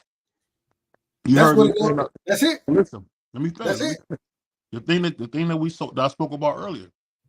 I said I would love to see Abdul Wahid get in there with the American Dream, because if the American Dream can beat him, he'll give us all the good fights. At the end of the day, man, heavy is the head that wears the crown. When you wear the crown, man, you gotta do more than Abdul is doing. And Abdul just gotta do more. Abdul. Sorry, Abdul. If Abdul has to do more, I don't Just get. call him Tank. Please just call him Tank. Hey man, I'm trying to respect the man. I'm trying. Hey man, if you can That's say still my his name, nickname, brother. BVO. That's still his nickname, by the way. He's still Tank though. He's still Tank. Okay. He's just not Gervonta Davis no more. Okay. Well, I'll say this. When we talk about Tank, at the end of the day, man, Tank has shown you he's not going to make the fight you want to see all the time. At the end of the day, I think in order for Devin to get the opportunity to beat a star, he got to fight. He got to fight Tank, and if he can beat Tank in a devastating, and beat him somehow, then he could probably take the crown from him. But unless he gets that fight, he'll never get the crown. It's just that simple. But go ahead. And I just wanted to add real quick, and I gotta go get some beer, and I'll be back. But what I want to say real quick, I think what BVO is trying to say with like Devin, and I kind of agree with him, but it could change, is that you have an example already of a fighter that fights literally what the face of boxing should should be doing, and there's more than one example. And Terrence Crawford is literally in his whole career has fought pretty much most of the people and given us the best fights. He's gotten some criticism, but who doesn't? And he ain't the face of boxing. At the end of the day, the face of boxing ain't just about giving the best fights, as Terrence Crawford has shown. It's also about appealing to a very broad number of fans. And unfortunately, Terrence Crawford and Devin Haney in this particular situation, being an American fighter, American fight fans just don't watch boxing like that. Like they watch Jake Paul. Like you got people like Mex bigging up Jake Paul and shit, and fucking taking away from like a Devin. Like Jake Paul should be fucking be like, fucking okay, I'm gonna sit back in the cut and I'm gonna fucking support Devin. Everybody watch Devin, but nah, he's taking all them fucking like fair weather fans, and that's what makes it increasingly difficult for an American fighter. But anyways, I'll be back. I'll say this, man. I think no matter how we put it, how you want to slice it, Devin can't be the face of boxing without the Abdul fight. I mean, until he fights him, he's going to kind of be in this blame Limbo of looking for a fight. I really think he should forget about it and go fight Tio. Fight Tio, fight Matias, fight somebody else, and don't let your career be bought up on you trying to get this Wahid fight, because you cannot guarantee the fight to happen. But this is the thing, BBO. We already see that the young man, he not gonna do that. Hence the reason he made the big fight with Lomachenko. Hence the reason Lomachenko is the same individual that was supposed to fight, or that that Tank Davis was supposed to fight before Devin. He made that fight happen. Then he went and made the Regis Prograis another fighter that Tank was supposed to fight. He ain't fight neither one of them niggas, but Devin went and did it. So I don't think he's gonna get held up by Tank. But at the same time, this is what the people want to see. I think we all want to see that fight happen, regardless of who wins. I'm gonna give the winner credit regardless. I just want to see it happen because I think these are the two guys who are the best. And I gotta say this right here. Tank better fight this young man now. Now, the reason I say that is because there are two things that happen in the sport of boxing. Mm-hmm. The first thing is age starts to play a part. Tank is about to be 30 years old. I ain't saying he at the end of his career. What I am saying is that he starting to fade out of his prime, because we understand your prime normally is somewhere between 26, 27, and 32. That's normally what your prime is. Not always. But and shoulders that can be different. But and shoulders that. You know what I'm saying? But this is what usually happens. The second thing is that when you have an individual who is fighting better competition at a younger age, just as skilled, and this man is constantly getting better, and I hate to say it, but the better competition that you fight, the better you're going to get in the ring. And at this current moment in time, Devin's resume is trumping Tank's.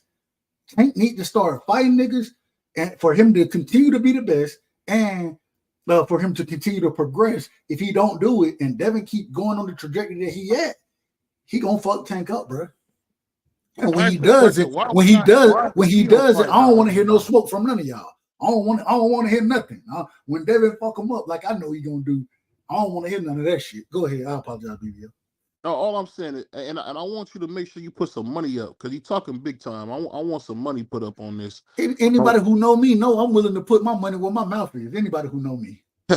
I just put like this, man. I got 100 on this, man. When they fight, man, I don't want you to disappear on me, bro. I'll send your cash out right now. I would give me your cash out. I'll send it to you right. I swear to God. If the fight never happened, you just send me my money back. If it do happen, though, winner takes all. And you know the funny thing about this, man, you give people Captain Kirk. There you go, right there, Captain Kirk. 45. Hey, $100 coming your way right now, BVO. So you know, I ain't capping on what I'm talking about. This is a fact right here. You gonna see the money in a second. You finna see it. Don't worry about it. I'm gonna tell you this. The thing that this is the thing that get me about Devin, and I'm gonna be honest with you, man. One point that you are making is the kid is getting better. If anybody watched his last fight, the gas tank issue seemed to have disappeared. So I don't know what he was doing at 135, but it looks like at 140, man, he looks stronger. And I'm telling you, man, why he's got to be careful, because you cannot keep letting this dude get comfortable at 140. If you do that, it'll be a mistake. Now, do I think Devin can stay at 140 long? Absolutely not, because he's a welterweight. But I'll say this. Man. Check your cash out, BVO. Check your cash out. I got you. Let me see. Oh, you ain't lying. We locked in. We locked in. My money good over here, bro. I ain't gonna lie to you. I'm gonna tell you the funny thing. Shout out to Carl. Shout out to the Boston Kangaroo. That's my brother Carl right there, man. Shout out to Carl. Go ahead. Salute to Carl. I'm telling you, man. The thing about Devin Haney is this, man. I think because his father is promoting him so well, and I put like this. I give Bill Haney Promoter of the Year award. I didn't get to announce that, but I would say Tom Brown and of course Al Heyman, and I think it's a tie between them two and Bill Haney, because Bill Haney has done a hell of a job promoting Devin, because I don't think Devin is a talker, and I think just like with Angel Garcia and a lot of other fighters, he's using his father to do a lot of that mouthpiece for him. But I'm telling you, man, what I seen with the gas, I'm just asking you this: how did Devin improve that gas tank, man? What was the biggest difference? Well, this is the thing. Devin been fighting at 35 since he was 18 years old. So you know what I'm saying? Young people grow faster than old folks do. It is what it is. Right. It is what it is. And so at the end of the day, bro, when you draining yourself to make the weight, your gas tank is one of the things that's going to suffer. Your chin is one of those things that's going to suffer. When we seen Devin get clipped by Linares, if he got hit with the same punch at 40, the shit wouldn't have had no effect on him. The problem is that the man had been draining himself. And people don't give him credit. The reason he was draining himself is because 135, regardless of what you want to say, that's where the biggest fights for him at this current moment in time are at. You know what I'm saying? So he was trying to make those big fights happen. He was able to make some of them happen. He was able to become undisputed. He was able to fight Lomachenko. He sent Shakur a contract, regardless of what you want to feel about that. You know what I'm saying? So he tried to make those fights happen, but the man was killing himself. When we watched him go up. So that was true about him killing himself to make that weight there, huh? Absolutely. The man go into the weigh-in in a hoodie. Bro, this nigga is in Vegas in June or what was it? I think it was April or May. This nigga is in Vegas and we know it's hot as shit in Vegas. We know what it is. This man got a hoodie on, sunglasses, sweatpants. I'm like, bro, the man for the suffocated himself trying to cover up how bad he was. That's what he was doing. That's what he was doing. So just saying, man, we understand the man. And I think that you got to give credit to an individual who is willing to try to make those fights happen. And then when he does have the opportunity to move up in weight, to not kill himself as much, and we see what he did against Regis, I mean, you got to give that brother credit. You got to give him credit. Teofimo Lopez, one of your favorite fighters, that man moved up to a 140, right? After the Kambosos loss. He moves up to 140. The man took 2 tune-up fights. He fought Ocampo, and then he fought Sandor Martin, which is Devin Haney mandatory. So I ain't gonna say Sandor Martin was a tune-up. I'm not gonna say that. And Sandor Martin Ocampo was a tune-up. Ocampo definitely was. But then he went and fought Josh Taylor, and he looked fantastic in that fight. You know what I'm saying? The man was more comfortable when he was able to move up, put more weight on, train differently, be able to get a little rest versus just trying to make sure that there ain't no extra pounds on him eating the minimum. You know what I'm saying? There's a difference in what you're going to bring to the ring. And it was the same thing with Devin. The only difference is Devin moved up and fought a champion from the beginning. And y'all want to tell me it was a cherry pick? If you want to tell me that's a cherry pick, then what do you call Ocampo? What do you... I'm not saying that Tio was cherry picking. I'm saying Tio was getting acclimated to the weight. With Devin, he didn't even worry about getting acclimated. He was like, shit, I know what I am. So shit, I'm gonna come up here. I want to fight the champion. It is what it is. So we got to give credit what credit is due. That's all I'm saying. Hey, HB, pull up. Your comment too long. Pull up. But I'll say this, man. I think what you're saying is true. I'm just wondering when it comes to Devin, man. I think he just keeps surprising me, man, because for him to have no gas tank issue, I'm really believing the truth that maybe he was just killing himself to make that weight. And some of the performances that we didn't get is because he was trying. He was probably depleted, man, because I don't know, man. I really want to see this fight, man. And I'm telling you, man, it's making up Abdul look bad, man. He looking bad, man. It's getting clear that he's not looking to fight the best. I seen an old interview with him, $1 million worth of game. I didn't even realize that Abdul had never even asked for a tough fight. Did you know that? Yes, I think, man. Gilly said, hey, hold on. I got it right here. Gilly said, we want to see you fight. We know you ain't scared to fight him. We want to see you in the ring with the best. A Lomachenko, a Devin Haney, a Shakur Stevenson. We want to see. Have you gone in and asked for these fights? No, I haven't. But no. That is what he said. That wasn't the question. They said, when these fights gonna be happening? I don't know. That's some real shit. That's what I was saying. That's some real shit right there. He don't know. Have you gone in and asked for these fights? Nah, I ain't gonna lie to you. I ain't even went in and asked to fight them. What? Yeah, Abdul is Tank Picasso. Salute to my man Picasso. Abdul is Tank Picasso. What? I'm just trying to show the man some respect. When I seen him with his teacher, and they said he changed his name, I just wanted to respect it. You know, the same thing with Saad Muhammad, Muhammad Ali. You know, I can't be like my grandma and say Lou Alcindor and Cassius Clay. You know. Hey, you know them old folks said in their ways. They said in their ways. So we gonna put some respect on their name.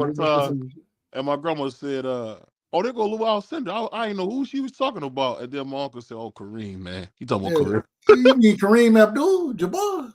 No, Lou Alcindor. Lou Al. All right, go ahead.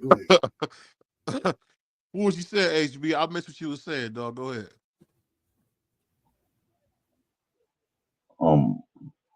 I was just saying, like, looking back at my comment, it was like, yo, we seen, like, to me, I wasn't always a Def. I fully admit.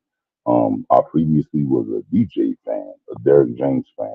I was a fan of Derrick James, Stable Mel, EJ, Frank Martin. I thought they beat the world. EJ let me down so bad, I didn't even want to, oh God, we ain't talking about that. And walking into that fight hurt. So, that being said, I'm no longer a fan of boxing. I'm a new convert to Dev. I'm new to him. I'm convinced though. Like I saw what he did to Loma. Like he put that man in the piddle, beating up his body, and then he turned around and Rougarou, who was supposed to be scary, he laid his ass down in that mist, whatever the fog mist to the swamp. He put his ass down in there too. So like I'm a recent Dev convert. My thought is instead of focusing our time talking about Tank and or Abdul Wahid or whoever, Tank is figuring out who he is and what he's doing, and it's a great thing. In the meantime, he can figure out what he's doing. Dev can be him. Dev is him. To me, like I didn't know before, but at this point, to me, Dev looked like him. To me, Dev should go be him. And when Tank figure out he think he need to fight him for that bag, then he'll come around because he'll need him. But at this point, fuck him. I'm sorry, screw him. Well, let me ask you this: if that's the case, and you believe that, why is Devin so terrified of Tio? That's my question. Oh man, hold on, Harrison. I'm gonna let you cook on that. Because you got to stop with these loaded ass questions, these ragged ass questions you be asking. That shit raggedy than a motherfucker. It's raggedy the way you ask that question. I'm gonna let my brother Harrison go ahead, but I'm coming for your head after he finishes. I'm coming for you. Go ahead, Harrison. I apologize for cutting you off, my brother.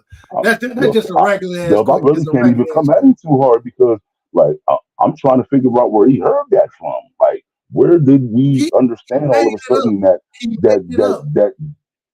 Dev is scared of Tio? Like, where did that come from? Well, hey Harris, let me say this, HB. I don't know if you remember, there was an interview. This is some years back, and Tio went up to Devin and checked him and said, "You don't want to do it. Sign a contract. Not on my blood. You don't want to do it. You've been fed from a silver spoon your whole life. You don't want to do it."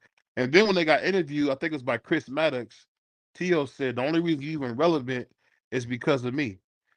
And Gavin was saying a bunch of stuff, but you could just kind of see how like disturbed Devin was. He was looking at the security. He kind of looked scared when Tio was in his face. You know, I guess he thought Tio was hurting right now. No. Dub. I got this one, please, brother. Please, brother, I got this one. First off, you said that was a couple years back. First off, I don't even know what interview you're talking about. I didn't see it. On the but zone. Just based upon, I'm sorry. It was on the zone right before he fought Kambosos. I don't remember who was fighting that night. It wasn't before Kambosos. It wasn't before Kambosos. It was before. I may have seen it. I'm gonna be honest. I smoked a lot of marijuana, so I may not remember exactly. What I would say though, based upon what you said though, is that number one, Devin Haney has a lot to lose. So popping off or jumping off at Tio for any given reason, in a setting where there's no need to, Nah, get that man in the ring and get paid to whoop his ass. You don't do that backstage where you don't get paid and you get in trouble.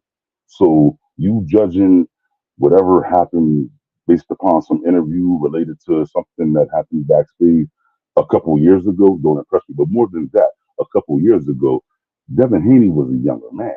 In fact, might have been closer to a teenager. So to me, to base what we're talking about now on the man that Devin Haney is and is showing himself to be now versus the fragile young man that Tio at times shows himself to be, who you putting your money on?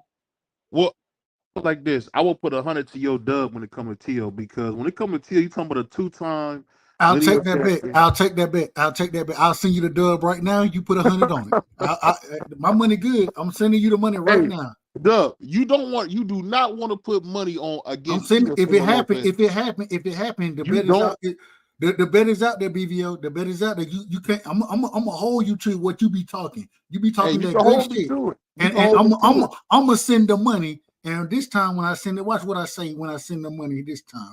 You said I get 100 to your 20, right? Oh, excuse me. I get 20 to your 100, right? Yep. All right, there we go. This is what I'm gonna tell you. This Tio versus Dev, 1-5. That's what it is. 1 to 5. No, you ain't gotta say shit. You just take the money that I sent you, because the money is in your. It's about to be in your inbox again. Check your inbox, BVO. Check your Cash App. Check your Cash App and confirm for the people. Confirm for the people that the money is there. Confirm, and then read what I put in there. Read what I put in there. I'm gonna read it, man. You know, Dub is going crazy, man. Hold on, what he say? That's supposed to be Tio, not 2. That's supposed to be Tio. You lay that out there. That's supposed to be Tio, not 2. That's Tio, not 2. Okay, hold on one second. Let me go to my Cash App. I'll say this, man, while I'm looking at this. You got to remember who Teofimo Lopez is. The man's a 2-division champion, and then the man was also 2 times undisputed.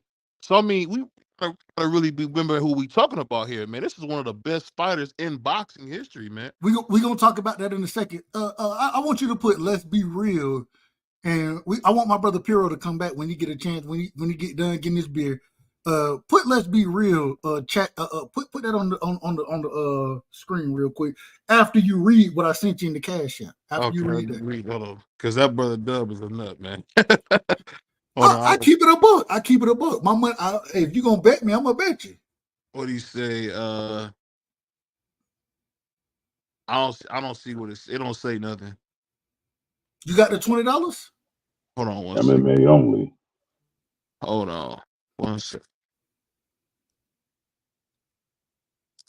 Yeah, it didn't show me you saying nothing. It says Tio versus Dev 1-5, and the 1-5 is 20 to 100 according to what you said. Oh yeah, like I said, 100. I got 100 to your Dub, man. That he's gonna smash this dude.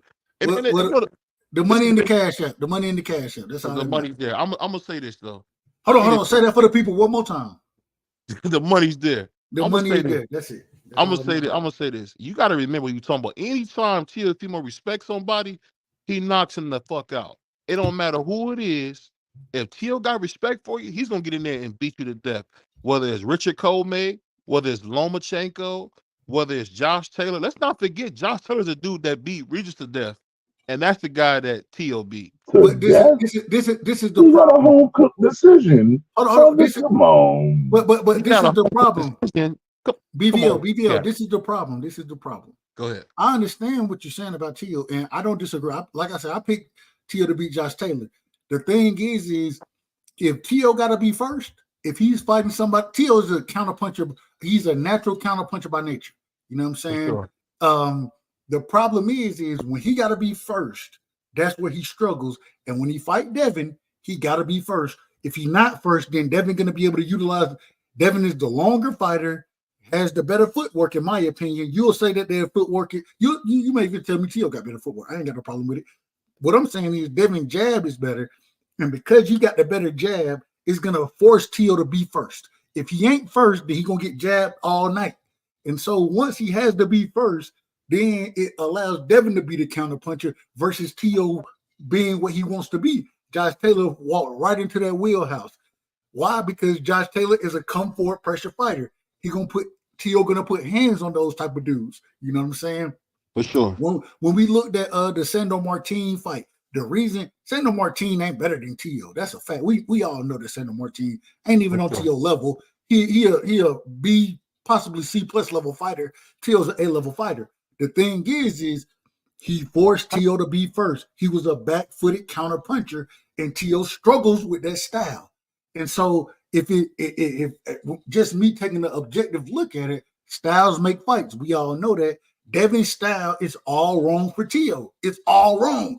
He's longer than T.O. He can be first with the jab, and then once he forces T.O. to be first, he can utilize his counterpunching skills, whereas T.O. isn't going to have that same opportunity to utilize his counterpunching skills. Hence the reason Devin gonna put hands on that man. But that's just my opinion. I could be very wrong. Well, let me play you for this, and I want to hear from HB. Let me play you this. Primo Lopez, the takeover, two-time undisputed world champion. Primo Lopez, the takeover. So he's a two-time undisputed world champion. But I want to hear from you, HB. What do you think about a top-level fighter, a young Floyd Mayweather going against a guy like Devin Haney? What you think is going to happen in a fight like that? You're saying Floyd Mayweather versus Devin Haney in a I'm saying, fight? some people say that T.O. is the rebirth of Pretty Boy Floyd. So you basically talking about Devin Haney versus Zab Judah again. So who would you have winning that fight? When you look at T.O. versus got Devin Haney, and I'm gonna tell you why. In the fight versus Devin Haney and T.O., I've got Devin Haney, and I'll tell you why. It's as I just kind of said in the comments on my Dub was just saying when he was speaking to you, for T.O. to get to Devin, he either has to be first or he has to take risk. And there's two things about Dev that we know. One, he has a great jab, great movement, and he's going to get off first with that jab and that great movement and get away. So that's number one. Two, he just showed us at 140, if you take risk against him and come diving the hell up in there the wrong way, he got enough pop and enough quickness to put your ass in the mist. Lay you down in the fall. Rougarou, ask him. So that being said, T.O.'s got to do one of two things. Either take the risk of getting popped, coming in head first, and he got a big head and likes to come in head first. Please, let's acknowledge that. Or he's going to stand outside and get popped by a jab, 1-2, all night. 1-2, 1-2, 3, 1-2, 3, 4, 1-2, 4, all night. One of the two. That's and I'll put my money on. I'll put my money next to Dubs on that. I get what y'all saying, but that's the thing. Y'all forgetting how great of a mover T.O. is, and you forgetting that he can box with the best of them. I wouldn't say, and I'm not saying this. I'm being as objective as I can be. Devin Haney is very talented, but I don't think he got the same kind of power, and I don't think he's the same kind of boxer. I think T.O. might be a better boxer than him. If you talking about a jab's gonna be the guy, that's his best move is his jab, because we know for a fact Devin can't throw the overhand right. It's only one punch at a time. It's not like he's throwing combinations. So really, that's nothing about. I saw him throw that overhand. I saw him throw a couple 1-2s against Prograis that stopped Prograis in his trap. But what I'm saying is, and hold up. Before I go any further, let me say this. I bet on Rougarou.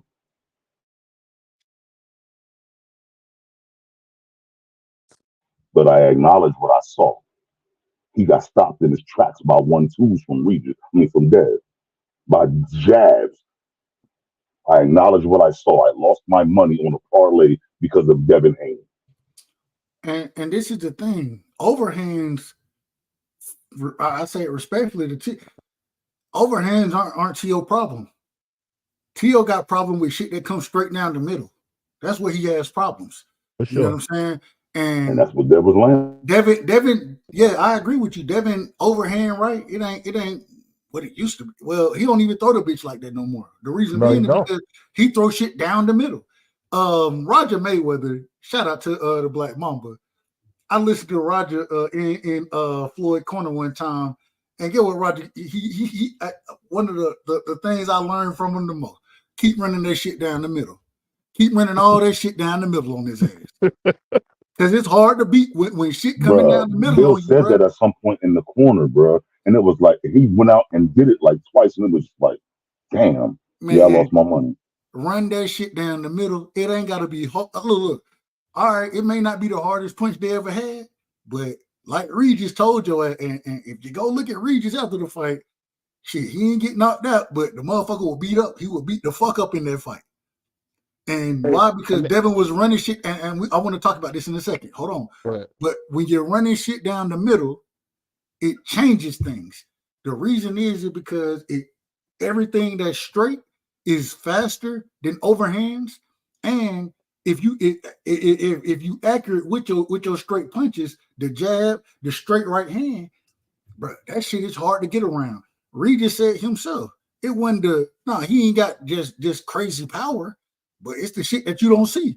And it's the straight shit coming down the middle that you don't see a lot of times. That's the shit that hurts you or can knock you off your square. You know what I'm saying? And that's what Devin got. He got that straight shit.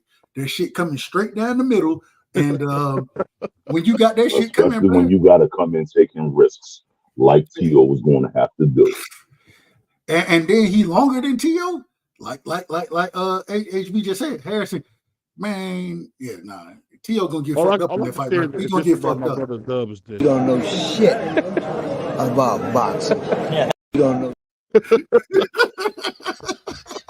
Shout out to the Black Mamba, man. The real Black Mamba. But I love Kobe. I love Kobe though. That's you know what, the thing you said, that I can hear Roger saying that, like, he always would tell Floyd that keep it going down the middle, because I put like this. I just don't like how, it felt like sometimes Bill be all over the place. Like, I remember he was in the fight, he telling him use your brick hand and all this extra stuff. And it's like, I just want to figure out, what is Devin's identity? Is he going to be a slick boxer puncher?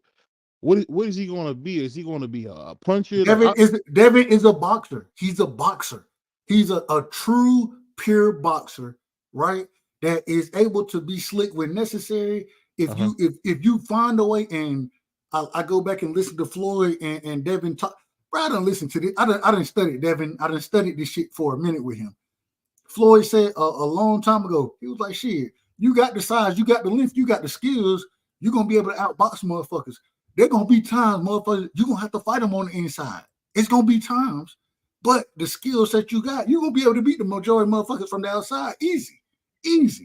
And that's a fact. Devin got that type of skill set. I mean, it is what it is. What if T.O. makes Devin?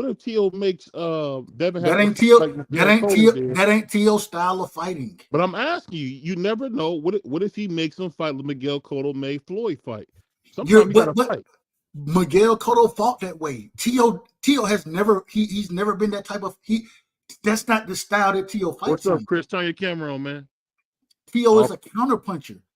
T.O. is I just, when you trying to shout out to the great brother Chris, man. Salute to you, family. When you're trying to say that T.O. gonna change his style and become a mauler or a come forward fighter, that's not how T.O. fights. Yeah, he gonna change his hair and get a bob haircut. That don't fit him. I'm just kidding.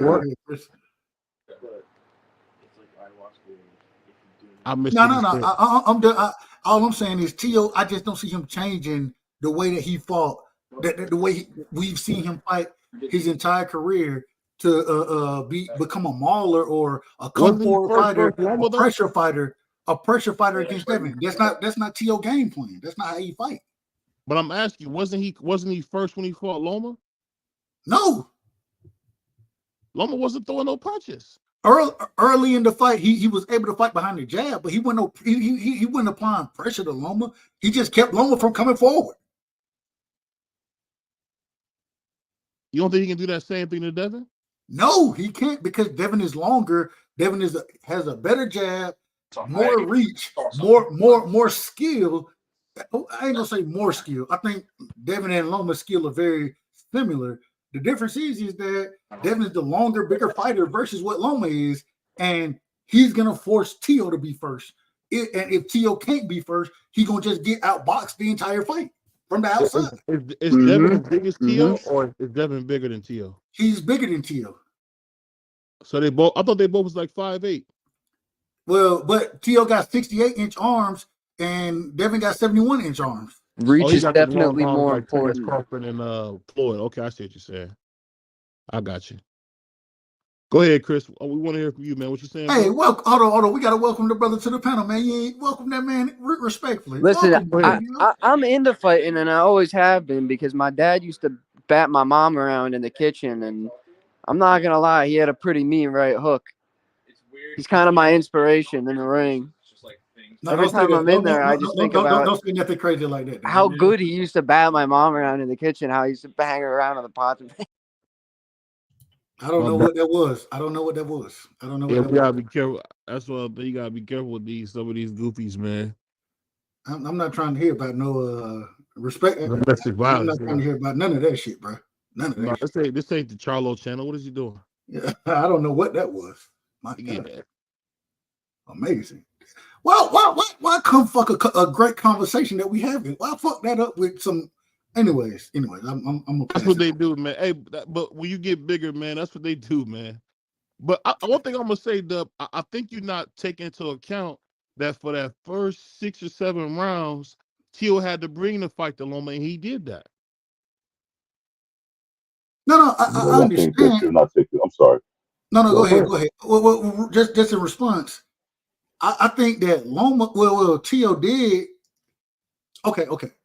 Tio had a very similar game plan against Lomachenko that he had against Kambosos. The difference is that he was able to continuously push Lomachenko back, which you do have to do that against Lomachenko. Lomachenko, if you can make him fight off the back foot, you're gonna have success there. The problem is that against somebody like a Kambosos, who even in the Kambosos fight, Tio got very reckless. Sure. And then when he did it against Lomachenko is the smaller fighter than him. Devin isn't smaller than Tio. And because he's not smaller, it's going to be that much harder for him to push back. For him to push back, he got to take jabs to the face consistently because of the distance, because of distance control. And that's the other one of the most important things in the sport of boxing, in my opinion, is distance control. And Devin controls distance better than Tio can. So all these things that you're telling me about Teofimo Lopez, I do agree. Tio got great power. I think Michael, turn your camera on, man. Who's that? I was sorry. I'm in the background trying to get somebody. If they want to come on, they got to turn their camera on. I'm just saying, at the end of the day, Tio got good power. You know what I'm saying? But as far as boxing skills go, his skills are equal to, if not less than Devin's. And Devin gonna be able to control the distance better than Tio. And when Tio wanna push the fight, he gonna get fucked up. We seen what happened with Regis. Regis was scared to push the fight. Why was Regis scared to push the fight? Because every time he started trying to push that shit, he was getting clipped. you know, I'm gonna tell you something funny. We're gonna get the interview Regis pretty soon to get back from vacation. I was interviewing. I interviewed a strength and conditioning coach, and he told me something I didn't know. He said that the thing about Devin that people don't realize is that he is as good as advertised. And he said when he got in the ring, and I guess it's always different from a strength and conditioning coach, point of view. But he couldn't believe how physically strong Devin was. Like Regis usually can push people around, but he couldn't move Devin. This is the last point I gotta make about Devin. And then I'm gonna pass it to you. HB, I'm passing it to you after this. I apologize. Last point. Devin has the same mentality as far as being in the gym, being that professional consistency. You know what I'm saying? You listen to anybody that talk about Devin, they're gonna tell you this man is a consummate professional. He always in the gym, the same way Bud is. Right. That's a fact. And because of that, at such a young age, and I've heard other individuals are in there, but you ask a nigga about Devin, they're gonna tell you, man, that he a dog, bro. He always, regardless of what y'all want to tell me happen in the ring, they're gonna tell me, man, this man's stopping shit, and he always in the motherfucking gym. He always in the gym, bro. And he stopping shit in the gym. That's a fact. Go ahead, HB. B-Man Jr., salute. I was just gonna say in response to the comment about T.O. and how he did Loma and whatnot. That's like for me, T.O.'s success, or I won't say all of it, not all of it, because he definitely has some skill and some heart and some comeback. Like he's got some dog because he came back from questioning himself. But like if you look at what he's done in some of his biggest fights, a lot of it is about his size and the difference in the size. Like with Loma, we were talking about the fact that he was able to walk Loma back. That was because of his size. Like he was the bigger man in that fight, and it showed physically. And he was able, like you said, for the first 6 rounds to walk Loma back until Loma decided, hey, look, I got to sell out and try to punch this dude in the face. Versus Taylor, what we saw was more kind of a dogfight, but he had youth and that little bit of extra youthful size on his side, and he was able to dog tail her out of there, and he did it appropriately. Against Devin, he's not going to have any of those advantages. He's going to have somebody who is as youthful as him, who's longer than him, who's faster than him, with a good jab, good distance control, good boxing acumen. He's going to have all kinds of problems all night. And like I typed in the chat, he's going to look like a deer in the jab headlights all night. Hey, real quick. Unless he steps in and gets something else. I mean, he could step in and take something more popping, but. Hey, hold on real quick, man. I gotta say, man, shout out to the OG, man. KQKC is in the building. He said, what the hell you doing on so late, Dub? You done lost your damn mind. Shout out to the OG, man. That's my if it wasn't for the OG, I always tell y'all this. If it wasn't for him, I wouldn't know about none of this YouTube boxing community stuff. OG was the first person that I found, and it was him calling the fight. Matter of fact, if it wasn't for him, I wouldn't be here. So shout out to the OG, man. Hey, it's Saturday, OG. My son, he kicking it with his moms. You know what I'm saying? So I got a little time. I can rock tonight. I can rock, OG. So, but I gotta say this. I gotta say this to BVO, man. I gotta ask BVO. I got a question for you now. You've been asking us these questions, so let me ask you a question. When the fight was presented, right? Mm-hmm. Or excuse me, it wasn't presented. Let me make sure I say this the right way. When they spoke on making this fight happen, and all of a sudden, Teofimo Sr., right? And I know you're gonna call him a drunk. I know what you're gonna say, but when he came out and said, "We need this," is before Devin had ever been on pay-per-view. Before he fought Lomachenko, before any of that, before he was undisputed, according to Teofimo Sr., they needed 10 million to fight Devin, right? Or they could go make 10 million with Cam, and the nigga didn't even know Kambosos' name at that time. Then after the Kambosos fight, right after they done lost, and then Devin came back and beat Kambosos' ass. Then they said they need 20 million to fight Devin. Why they need all this money if they gonna put hands on Devin like you telling me? It's no matter how you, even though it's an easy fight, man. Let's be honest here. Let's look. Hold on. It's an easy fight. It's an easy fight for Devin. No, it's an easy fight. It's an easy fight for T.O. You know. Okay. So T.O. beat Devin easily. Okay. Go ahead. So I mean, when you think about it, you know, and it's just at the end of the day, you know, T.O. beats him easy because he's smarter. He moves better. He's a little bit more fluid, and I think his ring IQ is a little bit underestimated. Higher. So I think the thing you got to understand is they wanted the money, but I don't know how true that is. I'll tell you this. Hold on. But we got them on film saying this. We got them on tape. We got them saying these things. We have them saying these things on tape. No. I'm not disputing that. I'm just trying to tell you that when it comes to this fight, it's really not difficult for T.O. I think the thing with T.O. is he gets a little jealous of fighters. Like when he found out Devin Haney was making $4 million to fight Loma, he got jealous then. I think that's the hard thing. I think sometimes T.O. let his emotions get in front of him. But we all know as soon as he gets focused and he's serious, he's gonna go on there and really just bust Devin's head open, man. No, we don't all know that because the man should have went and bust Kambosos' head open, and he lost that fight. That's a fact. Well, we seen Floyd lose. That's a fact. I mean, it happens. Floyd lost to Castillo. And then Devin, when it put hands on Kambosos in Australia back to back. What are we talking about? He won with a jab, Doug. I mean, that first fight was boring, man. You know it. Hold on. He won in Australia with a jab, and Tio lost. Well, this is the thing. Make it make sense. Because Tio tried to get the fans a fight, and the difference with the thing about Devin is this: one, he's a very, very boring fighter. So, oh man, here we go. Check us out. Here we go. No, we're not gonna do this tonight. I'm not doing this. I'm gonna let you sit here and talk about boring and all this kind of shit. When niggas go in there and lose fights, right?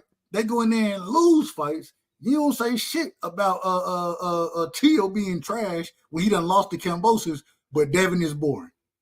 This is ridiculous, man. Was it a boring fight against Lomachenko? Was it a boring fight against Regis when he was putting hands and fucking Regis up? This is ridiculous, man. Well, the fight with Regis was a little bit better. This is ridiculous. It still was boring. I'll put it like this: was it as entertaining as Tio versus Josh Taylor? Absolutely. Yes, absolutely. Only reason only difference is that Josh Taylor won a couple rounds against Tio. That's the only difference. Regis didn't have the opportunity because Devin is too good. Man, all right, y'all got it. This is BVO. This is the problem I have with you, bro. This is the problem. Go ahead. You're so biased, and then you want to tell me you're not biased. You're the most unbiased channel, but then you start lying and shit when it come down to these fights, bro. You lying. No, I'm not. You lying like a motherfucker right now, bro. Hey, real quick, man. Let's be real. Let's talk about this real quick. Let's be real. Said Tio about to lose to Jermaine Ortiz at 140. BBL, what's your thoughts on Tio and Jermaine Ortiz? It's on Super Bowl weekend. That's Saturday. A lot of people would say, I don't know. A lot of people say that they thought Jermaine Ortiz beat Lomachenko. Jermaine Ortiz, he missed weight his last fight. Now he coming up to 140. He's gonna fight Teofimo Lopez. What's your thoughts on that fight, bro? I think the thing with Jermaine Ortiz, we got to remember that he was Loma's sparring partner for a long time. Agreed. So he knows Loma really well, and he started off really well. But let's be honest, Loma came on real strong at the end, and I think he edged that fight out. But I mean, it's gonna be a nice test. I mean, it's not a soft touch like a Regis Pro grade, but it is. So Jermaine Ortiz, that's not a champion. Hold on, wait. Hold on, we gotta talk about this. Jermaine Ortiz, somebody fighting in the division for the first time, no champion, never been a champion. Regis, a two-time champion. Only loss is to Josh Taylor, who wasn't a soft touch in your opinion for Tio, but for Devin, Regis was a soft touch, but Jermaine Ortiz ain't a soft touch.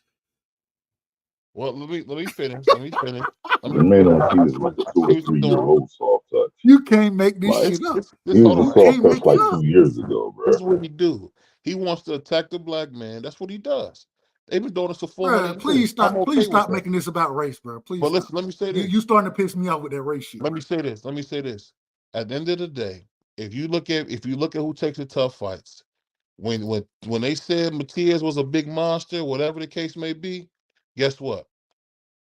Tio sent him a contract. All of a sudden, he mysteriously broke his hand. They didn't get the fight. And say what you want, Jermaine Ortiz is a nice fighter. He can fight. And I'll tell you what, no matter how it goes, this is another tough fight. And I like Jermaine Ortiz, and I do think it's a tough fight. I'm not saying that. I'm saying why discredit the Regis fight why call that a soft touch when Jermaine Ortiz is moving up to 140 for the first time in his career, and then that's the fight him and Tio that's the fight going on. How is that not a soft touch over Regis being a soft touch? The thing is that Tio wanted to fight. Regis was a champion. But listen, Tio wanted to fight Matias next. And all of a sudden That, now I'm not talking boxing. about Matias. I'm talking But about listen, Jermaine listen to what Ortiz I'm and saying. Regis. Listen to what I'm I'm talking about saying. Jermaine Ortiz and Regis. This is what I'm Compare telling them. you. Listen to what I'm saying. This is what I'm saying. No matter what, the fight's not happening with Matias. So he's taking on Jermaine Ortiz. I think it's gonna be a good fight. I see Tio Is it a probably soft touch? stopping it. If Regis is a soft touch, is Jermaine Ortiz a soft touch? I would say he's a little bit above a step above a soft touch. He's just a little bit of step above. So what we saying is Jermaine Ortiz is better than Regis right now. That's what we saying. I would say so. Amazing. He took the belt from A Zepeda. two Who is division Zepeda? champion. I mean, excuse me, a 2-time champion at 140 is a soft touch. But somebody who ain't never fought in the division, ain't never been a champion, is tougher. This. I mean, my God. If you want to set it up to start a certain way, I get you. I get No, what you you're just doing. biased, bro. You showing your I'm not. bias again, bro. You showing your I'm not. bias. I'm not. I'm one of the most unbiased you'll meet. But this is what I was saying. I'll leave it. I'm gonna pass the mic because I don't want to be on taking all day to say so. At the end of the day, it's gonna be a good fight. It's gonna be an easy fight for Tio.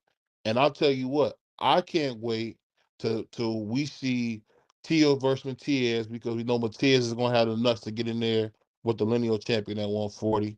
And I hope after that, if we don't get the Abdullah fight, I'm hoping to see Devin the American's Dream versus Tio in Madison Square Garden. I think that'll be a huge fight. I think boxing needs that. And if I was Devin, I would focus on Teal because I think Tank is too much of a headache, in my personal opinion. I don't think Tank is worth all the headache that they're getting. What do you mean by what do you mean by headache when you say headache? What I'm saying, he's difficult to deal with. You got Eddie Hearn, Devin's boss, reaching out to him. He's not answering.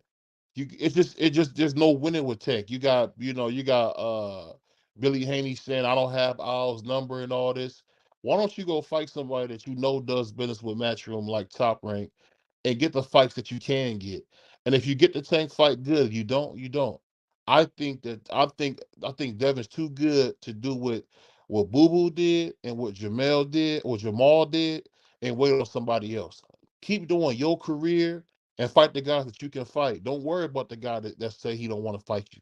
Let it be what it is because Calvin Ford and the whole Tank team, the whole Abdullah team has made it clear that they're not looking to fight Devin next.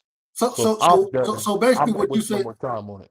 So what you saying is Tank is ducking Devin. That's what you saying. I'm not saying he's duck. Come on, I see what you're doing, Dub. No, I'm asking. Well, you hold on. Wait. Hold on, BVO. You just said. Correct me if I'm wrong. Oh, the nigga dropped off. Come back, BVO. Come back. All right. Well, I'm gonna just put it in for the people out here who's listening. And no, I ain't. BVO, you back? I'm back. So you just said that Abdul, man, call the man Tank. When you say Abdul, sometimes I ain't gonna hold it. I ain't used to it yet, and I'm trying my best to get used to it. But when you say it, sometimes it do throw me off. I'm like, who is he? Oh, he talking about. This the thing, Dub. I don't want these fighters running down on me for not saying their name. I'm starting from the fighters now. I'm just being honest, man. I don't want these guys running down on me. All I'm saying is this. So what you telling me, BVO, right now? You saying that although, according to you, it's hard to make the fight with Tank's team. Tank team seem like they're not trying to make the fight. These are the things that you were saying, not me. Right. You were saying these things. And then when I asked, is Tank ducking Devin? You're not willing to say yes, but you going to saying that they're doing all these things not to make the fight happen. It's been, you know what? Since I'll be honest with you, one thing that Devin Haney has said that's been very true is that all Abdul has been doing since he came to 135 and became a factor is downplay a fight with them. He always been telling about when it comes to Sugar Shakur, the same thing. They little kids to me. They're nobody. These are little kids to me. I think at the end of the day, I think that he has the wrong attitude because they should be promoting that fight. And I'm just saying, because I like to watch the American Dream fight, I don't want him to get caught in that Jamel boo-boo trap or waiting on somebody else and not doing your own career. Like, you can say a lot of things about the Mexican Monster, but he's not waiting on Canelo. If he gets the fight, cool. If he don't, cool. You got to keep doing your. What's the guy's name? Amir Khan. Remember how Amir Khan waited for a Floyd Mayweather fight and never got it and missed a lot of good opportunities because he was waiting so hard on Floyd? I just don't want Devin to make that mistake. That's all I'm saying. I don't want him to make that mistake. If he get to Abdul while he fight, cool. He don't. Hey, all I'm saying at the end of the day, we see that the man not waiting, because even when they're telling me now that even though and I said I heard a lot of people criticize the Ryan Garcia versus Tank fight. I was one of the few that I even said Hector Garcia. I thought Hector Garcia was a good fight for Tank. You know what I'm saying? Hector Garcia was coming up a weight division, but at the same time, when I watched what he did to Chris Colbert, when I watched what he did to what's the brother name? I can't even call his name right now. Man, I can't call his name. I think it's right. It ain't Rodriguez. I can't. Anyway, it is what it is. I was like, bro, that's a good fight. You know what I'm saying? Yeah. I thought Ryan Garcia was a good fight, and now we see Devin. He's gonna go fight Ryan Garcia. Well, we think that it seems like that's the next fight.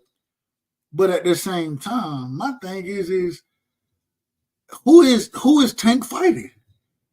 Who is Tank fighting, and how all of a sudden is it okay for Tank to be doing the nonsense, holding the fans hostage, right? Holding them hostage because his next fight gonna be $84.99 on pay-per-view. It is what it is. You know it like I know it. You know it. Regardless of who it is, Pitbull, Cruz or not, that's what it's gonna be. And he hope it ain't a fight we want to see. It's not a fight we want to see. There we go. Tank might be fighting Tio. Amazing. Tank definitely not fighting Tio. We know that's not happening because Tio gonna fight on Super Bowl weekend against Jermaine Ortiz. We know that's not the next fight for Tank Davis. So all I'm saying, we got to see what's next for Tank. But I mean, this man, he pissing on my leg, telling me it's raining, man. That's what he been telling me. That's what he been doing, man. And once I stop accepting it, all of a sudden I'm a hater. I'm hating on the man. I don't want to see him succeed. He done changed his life over becoming Abdul Wahid. All right, that's fine. I mean, that ain't got too much to do with me. I'm trying to see the man fight the best. That's it. I don't know what the problem is, and why do the fan want to come at me when I'm sitting here just saying, shit, we need to see Tank fighting the best. What's the problem with me saying that? How I had an individual telling me earlier, they said, well, now you're trying to railroad Tank. Y'all trying to railroad him. What? Hold on, we trying to railroad Tank because we want to ask him to fight the best? What is going on? The defense league, I don't know, man. This shit getting out of control. I hold Devin to the exact same standard I hold Tank to. As long as Devin, in my opinion, is fighting top level competition, I can't criticize you. If Devin go and fight even the mandatory right now, the same individual Tio fought, Sandor Martin. Yeah. I really don't want to see that fight. I don't want Devin gonna fuck Sandor Martin up. I don't want to see that fight. I would rather see Ryan. I mean, there are multiple fights that I want to see over there. If Devin got to fight that man not to drop the belt, that's one thing. That's one thing. But at the same time, Tio didn't fight that man for a belt or nothing. And I gave him credit for the fight because I thought it was a good fight. It was a good step-up fight for him coming into the division. He fought Ocampo, then he fought Sandor Martin. Sandor Martin, that's a tough out for anybody, bro. Like, that man can box. He ain't got great power, but he can box. And so he a tough out. At the same time, I'm not going to criticize Tio for doing it. I'm not criticizing him. After he made that fight, he went on and fought Josh Taylor. If they force Devin to fight that man, it is what it is. But I want to continue to see Devin fight the best of the best. That's what I want to see. So I need to see Devin versus Matias. I need to see that fight. Yeah. I want to see him against Teofimo Lopez, right? I want to see him against Tank Davis. I want to see him against Ryan Garcia.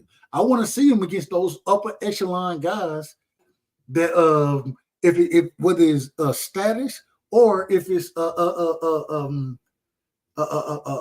belt recognition accomplishments in the sport of boxing. those are the guys I want to see Devin fight. And if once he goes and fights somebody that I disagree with, you're gonna hear me criticize that man. I'm gonna criticize him because I think I see and know who Devin is and know what he is, and I'm gonna hold him to the standard that he didn't show.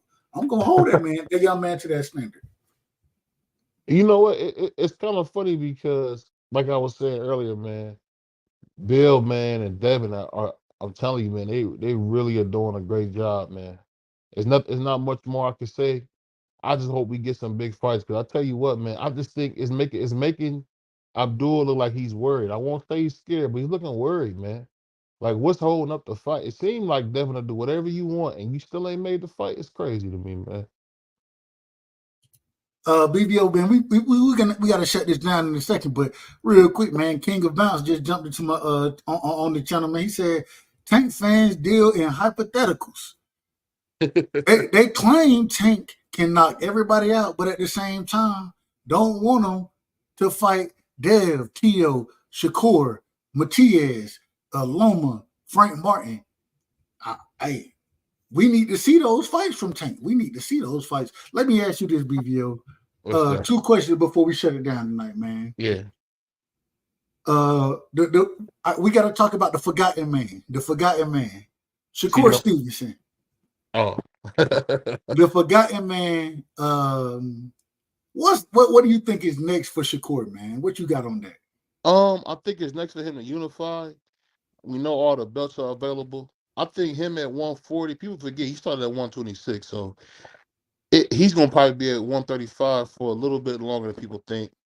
I really hope he can get in there with a Frank Martin, somebody like that. I think that'd be Frank Martin already inducted, man. Frank Martin, respectfully to Frank. No, disrespectfully. Let me say disrespectfully. Everybody agreed to it, but you, Frank. You needed a little more umph. I don't know what that means, but that's what he said. He needed umph in it. But he seemed that he ducked Shakur. Outside of Frank, who you want to see Shakur fight?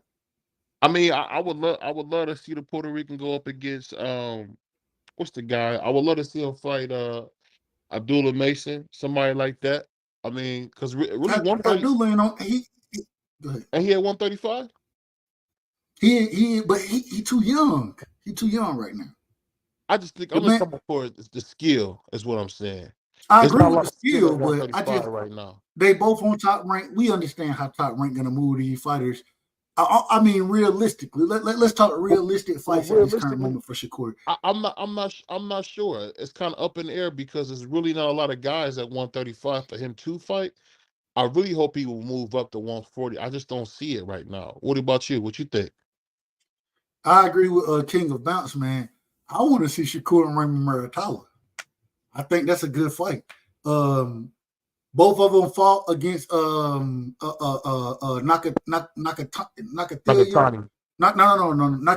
Nakathilia. The African. Yeah. Well, I think he might be African. I don't want to disrespect that brother, but they both fought against him. Shakur kind of according to Shakur, he felt the power early, and he kind of I ain't gonna say ran, but he utilized lateral movement to the utmost in that fight. Whereas Raymond Muratalla went in there and stopped that man in like the third round, bro. So they both, Raymond Muratalla is up and coming. I just don't think it's a lot of guys over there at top rank at 135 for Shakur to fight right now. And so Raymond Muratalla may be next. If Shakur got to fight Raymond Muratalla, bro, I'm gonna tell you, yeah, that's the 50-50 fight for me, bro. That's the 50-50 fight. You know what? I think the only reason I would say it's a little 60-40 is because I think Shakur is really in there learning. I'm gonna be honest with you. I think he's the only one that can beat Abdul and Devin Haney because of his skill level. He seems to have like an A1 ring mind. I'm just kind of nervous on does he have enough power to keep those guys off him? That's my only thing. Because I don't know if you remember that one fight. I can't think of the guy's name where Sugar was in there saying, oh, he's a cop. I'm going to expose him. I'm going to do this. But then the man hit him and he ran for 12 rounds like he did. De Los Santos? No, it was a guy before De Los Santos. That was Nakathilia. That was Nakathilia. Yeah. And Raymond Muratalla knocked that man out in 3 rounds. Yeah, cold. So that would be a good fight. That would be a good fight. I just to say, like I was telling you, man, I don't think Top Rank got a lot of guys at 135. So that would be a Look, perfect fight for him. the problem is they do have a lot, but the individual, they young, they up and coming fighters. They not proven fighters yet outside of Lomachenko. You know what I'm saying? And Shakur, those are the guys who kind of are over there with Top Rank right now. You got Muratalla, you got Abdullah Mason. You know what I'm saying? Yeah. You do have Keyshawn David. You got talent over there, but they're still young and up and coming. It's gonna be if it's not them guys, and I don't think they want to really and we gotta see, because Bob will do some bullshit when you on your last fight, your last fight with them. Bob will do some bullshit. We seen what Bob did to Pacquiao against what's the brother name who was over? Jeff Horn. We seen that. We know Bob will fuck you up. You know what I'm saying? He'll rig some shit against your ass in your last fight. It is what it is. So, but man, I think it's gonna be difficult for Shakur moving forward, especially salute D-Man Jr. Especially if he ain't fighting these big names.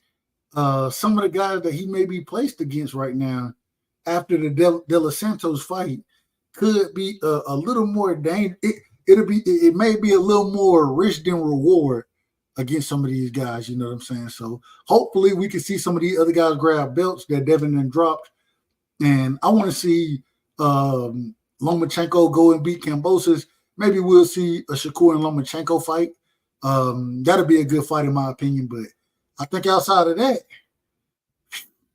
it's real limited. It's real limited. It's tough sledding over there, bro. It's tough sled. Either you fighting somebody that ain't got a name and that's dangerous, or you fighting somebody like that's what you fighting. Somebody who ain't got a name and that's dangerous. That's what you're gonna be fighting, bro. Yeah. And I'll tell you what, man. All jokes aside, man, I want to give a big attaboy to Bill Haney, Devin Haney. Them dudes have done a terrific job promoting Devin, putting on some great shows. And that's what we need in boxing. We need an alternative, because Abdul showed us he's not going to take those big fights. He's not. And let's be honest, at the end of the day, Ryan Garcia is one of my favorite fighters, but he's a prospect, man. He hasn't. Wait a minute. Ryan is not a prospect, because the man was already the number one contender for Devin Haney WBC belt at 135 way back when. So and that man was the interim champion, multiple time interim champion to fight Devin. So that man ain't no prospect, but at the same time, he hasn't he's a contender. He hasn't made himself a champion yet, and we do need to see Ryan become a champion.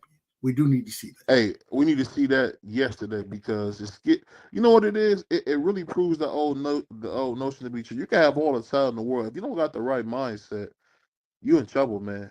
And I think until Ryan gets back to 2020 Ryan, where he had his head together, he's gonna keep getting these crazy performances, man. But I appreciate you rocking with me tonight, man. I know usually you don't like to rock, with the rock this late, but I appreciate you rocking with me, man. And it's always good to have a good, non-biased conversation. Even though my boy Dub, swear to God, I'm biased. We know hey, you gonna tell me I'm biased, so it is what it is. Honestly, I will say this. Go ahead. I will say this honestly, man. Thank you for allowing me to rock with you as well. And yeah, are you biased? We all biased to some degree. We all biased. You know what I'm saying? It is what it is. But I think that you do a hell of a job the way you run your show, the way you put your shit together. And I ain't got nothing but love and respect for you, BBL. You know what it is. Hit me. Hey, I got a new phone, bro. So I was gonna actually text you, but I ain't got your number no more. I ain't gonna hold you. I ain't got your number. I'm gonna put it in the. I'll put it. No. Just text me. I got the same number. I got the same number. So just text me, and we'll make it rock, man. Hit me. Just say BVO, and then I hit you back, and we'll make sure we do it again, my brother. All right, peace. We good to go, man. Hey, shout out to everybody in the chat that came through, man. Picasso in the Oh, building. hold on. We got to say this against my man D-Man Jr. I'm not against black fighters. That's a myth. That's a very vicious rumor people spreading. My favorite fighter is Alicia Bunggarner, and of course Jamel Charlo, who just got beat to death. Oh. You can't be a Jamel Charlo fan no more, bro. Oh, that's right. I forgot about all that. Before that stuff. So hey, the man got Canelo put hands on that man, and then he put hands on his female. When we see him, we need to put hands on his ass. Respect. Yeah, that was. And you know what I gotta say? That's so crazy. We gotta stop having these men get on social media and say this weak BS, man. That was bull crap. Whoever him saying that and whoever recorded that, that's bull crap, man. We gotta do better, man. No, well, hold on. It wasn't recorded. So the way that happened, it wasn't that somebody recorded him. It was the ring camera. You know what I'm saying? And you know the ring camera is recorded all the time. Dang. And so that's where the footage came from. It was the ring, and I didn't notice at first, but I was put onto this information a little later. But they said it was the ring camera that recorded that information, and then because ring record all that shit, it was able to be extracted and then put online by, I believe, and I could be wrong, but I believe it was his old lady that he had put his hands on, who actually posted it after, you know what I'm saying, everything had kind of happened, because she found it on the ring camera. Oh wow. Yeah, hey. But at the end of the day, damn who posted it. My thing is, bro, why is it okay for you to talk this way? Why would you even talk like this about putting your hands on a female? That's the disgraceful part to me, because I digress. I don't want to get too far. Hey, I gotta make a funny just to lighten it up before we got in. I was on your live and I heard my man Dub in there sleep, man. Did you have a live where you fell asleep? Bruh, you know it's so crazy. So I thought, I thought, I was like, bruh, I ain't been going live for a minute now. So yeah. I'll go ahead, once I hit leave studio, I'll be like, all right, I'm good. And then I gotta realize that, bro, you gotta end the goddamn live, bro. End the motherfucking live, bro. I was like, man, goddamn, bro. Goddamn, bro. Hey, people love you too, man. They're listening to you snoring on the thing. Like, oh, get some rest. Hey, it is what it is, man. It is what it is. I ain't mad at it. Hey, well, Happy New Year, man. We don't talk before then, man. Hey, hold on. You seen what my brother said up here, Anthony Latham? And he said, Doug, turn the live off this time, respectfully. Don't turn the live off. Hey, but we got 17 people rocking with us tonight, man. We appreciate everybody coming through. Love y'all, man. Much love and respect. We're going to get more of this, man. We're going to pull Dub out the studio more. We're going to try to get him out the house more, man. Come hang out with us, man. Hey, BBO, man. Great show, man. Hey, look, Picasso said you need a breathing machine. God damn, what? Hey, they want me in the damn sleep study. God damn.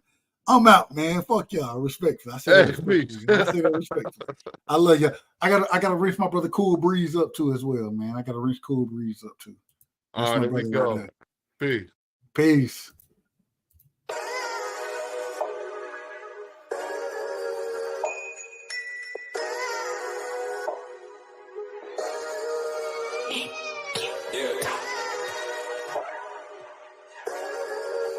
We really boxing. Who wanted the baddest? Let's see. Oh, we boxing? Yeah, we boxing. I need that belt like it ain't no other option. So we punching and weaving and blocking. Defeat ain't an option. Let them know. Shoot a video, put it on BVO. Let them know. Every time I punch, it's a heavy blow. BVO, bound to hit like bricks cause it was set in stone. Let them know. I ain't getting body, but I'ma hit this flow. Yeah, way more than a show. This is BVO. This how it's finna go. I'ma throw some jabs. Make them think my punch is weaker than I hook his ass. This the ring, not the kitchen, but I'ma cook his ass. Me and him, that's the pro versus the rookie class. All my life I had to fight, but I still love it. Me and BBO got moves that you can't steal from us.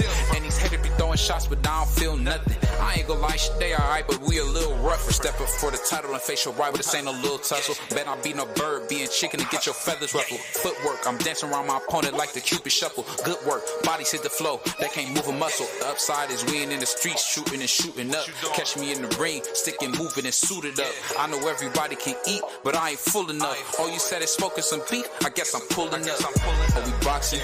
Yeah, we boxing. I need that belt like it ain't no other option. So we punching and weaving and blocking, defeat ain't an option. Let them know, shoot a video, put it on BVO. Let them know, every time I punch, it's a heavy blow. BVO, bound to hit like bricks cause it was set in stone. Let them know, I ain't getting body, but I'ma hit this flow.